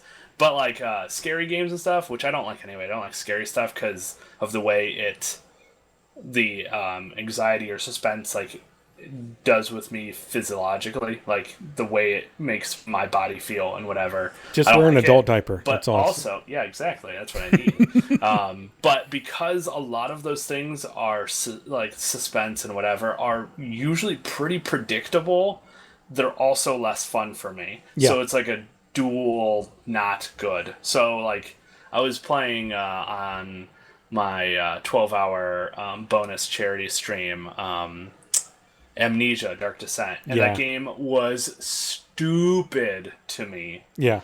I saw everything that game was doing, and it was really boring, and I just felt like the game was like forcing me to do stuff to attempt to scare me, but it was stupid. Like it was trying to build suspense, but I was like, I see what you're doing here. Now when I go through this door, you're gonna do something random at me and force my controller or screen or whatever to look at the floor and be all scared and ooh. I would say, so, like, Graham, that you The would whole make thing was very unenjoyable. you'd be very horrible with Zen Buddhism. Because you are absolutely operating at a level that is not in the moment. You're all above it, and you predict, you analyze, and you see the patterns and all that. So if you're very much in the moment, those kind of jump scary typey things they will get to you because you're not trying to, but you're operating at a level above that most of the time. I think that is a huge element of why I don't like heavily scripted games. Because I just see it too much, and I just feel like, okay, you might as well just be like telling me the game, or I'm reading it on like a Wikipedia page or something, because it's so obvious. Right. And I'm not really experiencing anything. Like I get you're trying to get me to feel this specific way, but because I know it, I'm not. So it's very interesting because there's a lot of games that people are like, oh, so good, oh my god. And I'm like, I don't know. So, yeah, so that's probably why I usually cling to the more open world, more kind of RNG-esque type formatting of things because I can predict a lot of stuff. But it's also why I really like tactical-esque games where you have to think outside the box because I can anticipate enemy movements or what they're going to do based on AI and whatever, and I can try to counteract those. And it makes it much more stimulating and enjoyable for me. Graham, based on everything you just said, I think you would love Dishonored. It's not linear. Like, there's multiple pathways, the unpredictability of the AI, multiple choices. Like, it's also very story heavy, though. I think it's but I do like story, so yeah, I don't know, but yeah. So I mean, that's just the way I am with games. You know, and it makes sense what you're saying too. When you plug in there the fact that visuals don't play like a massive. They do play a role. I'm not going to say that they wouldn't because that would be fucking stupid. Correct. They don't play a massive amount of importance. So when you're playing something like a scary jump scare type game, people generally are opening up their senses to everything that's going on because they're trying to identify, whatever's directly in front of them. That's a lot of visual stuff, a lot of audio stuff. They're not really thinking about the mechanics of like, what would be the next, what's the next expected event that's going to occur here? What are the expectations of the game versus... Yeah, that's really true. Yeah, and there's a lot of times that I can function thinking about, what the game is intending to do versus, the experience of a person that's coming from it with just a pure experiential type of, playthrough. Not really. But there's some games that I can't do that. Some games that I'm like, this is extremely stupid and I see what you're doing here, but it's really dumb, So yeah, it's just sometimes you have to shut that off if you want to have that dumb kind of like jump scare moment. Enjoyment, whatever, right. It's hard. It's not always easy. But that's what I did like a lot about The Last of Us is that it in those like open-esque combat explory areas. I mean, it's pretty heavily stealth, which I'm not a big stealth person, but I like games that, apart from, maybe a mandatory full stealth section, allow you to struggle your way through a non-stealth format, because obviously it's not going to be as easy if you fuck up stealth, but at least it's doable. I like games like that because they allow you to create your own tactical approach, and that game allowed it for a lot of it.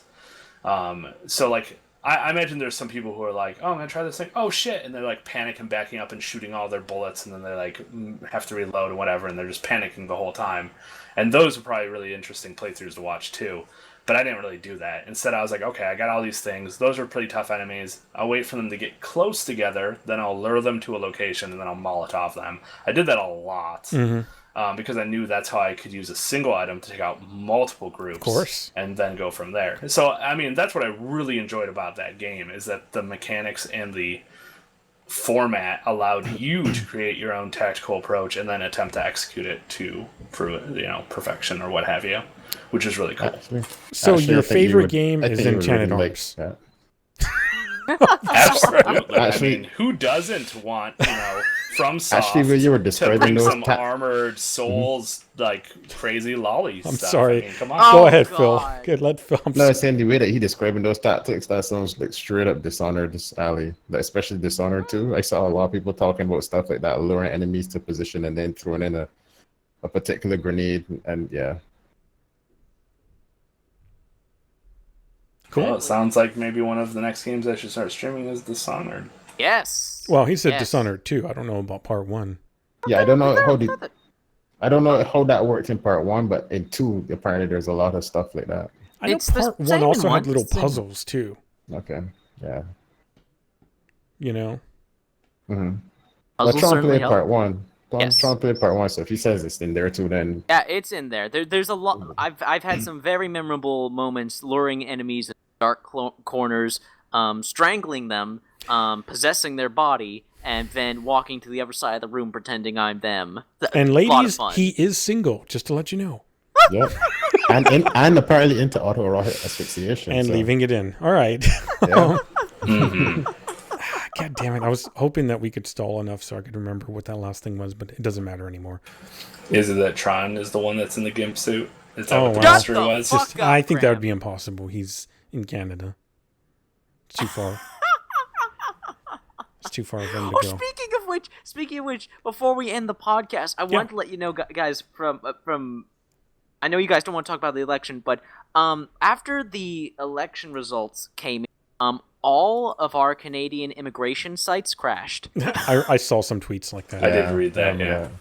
Yes, yeah, it was funny because I got some calls and some messages from some friends. Dude, like our immigration websites are down. I'm getting messages from my American friends asking if they can come live with me. That sort of thing. Yeah. It was. I don't know glorious. how many of those people were actually legit. You know, I mean, Oh No, yeah. but they're If I not know gonna live. Americans, most of them are just going to talk about it for Exactly. 4 years and never do shit. That's correct.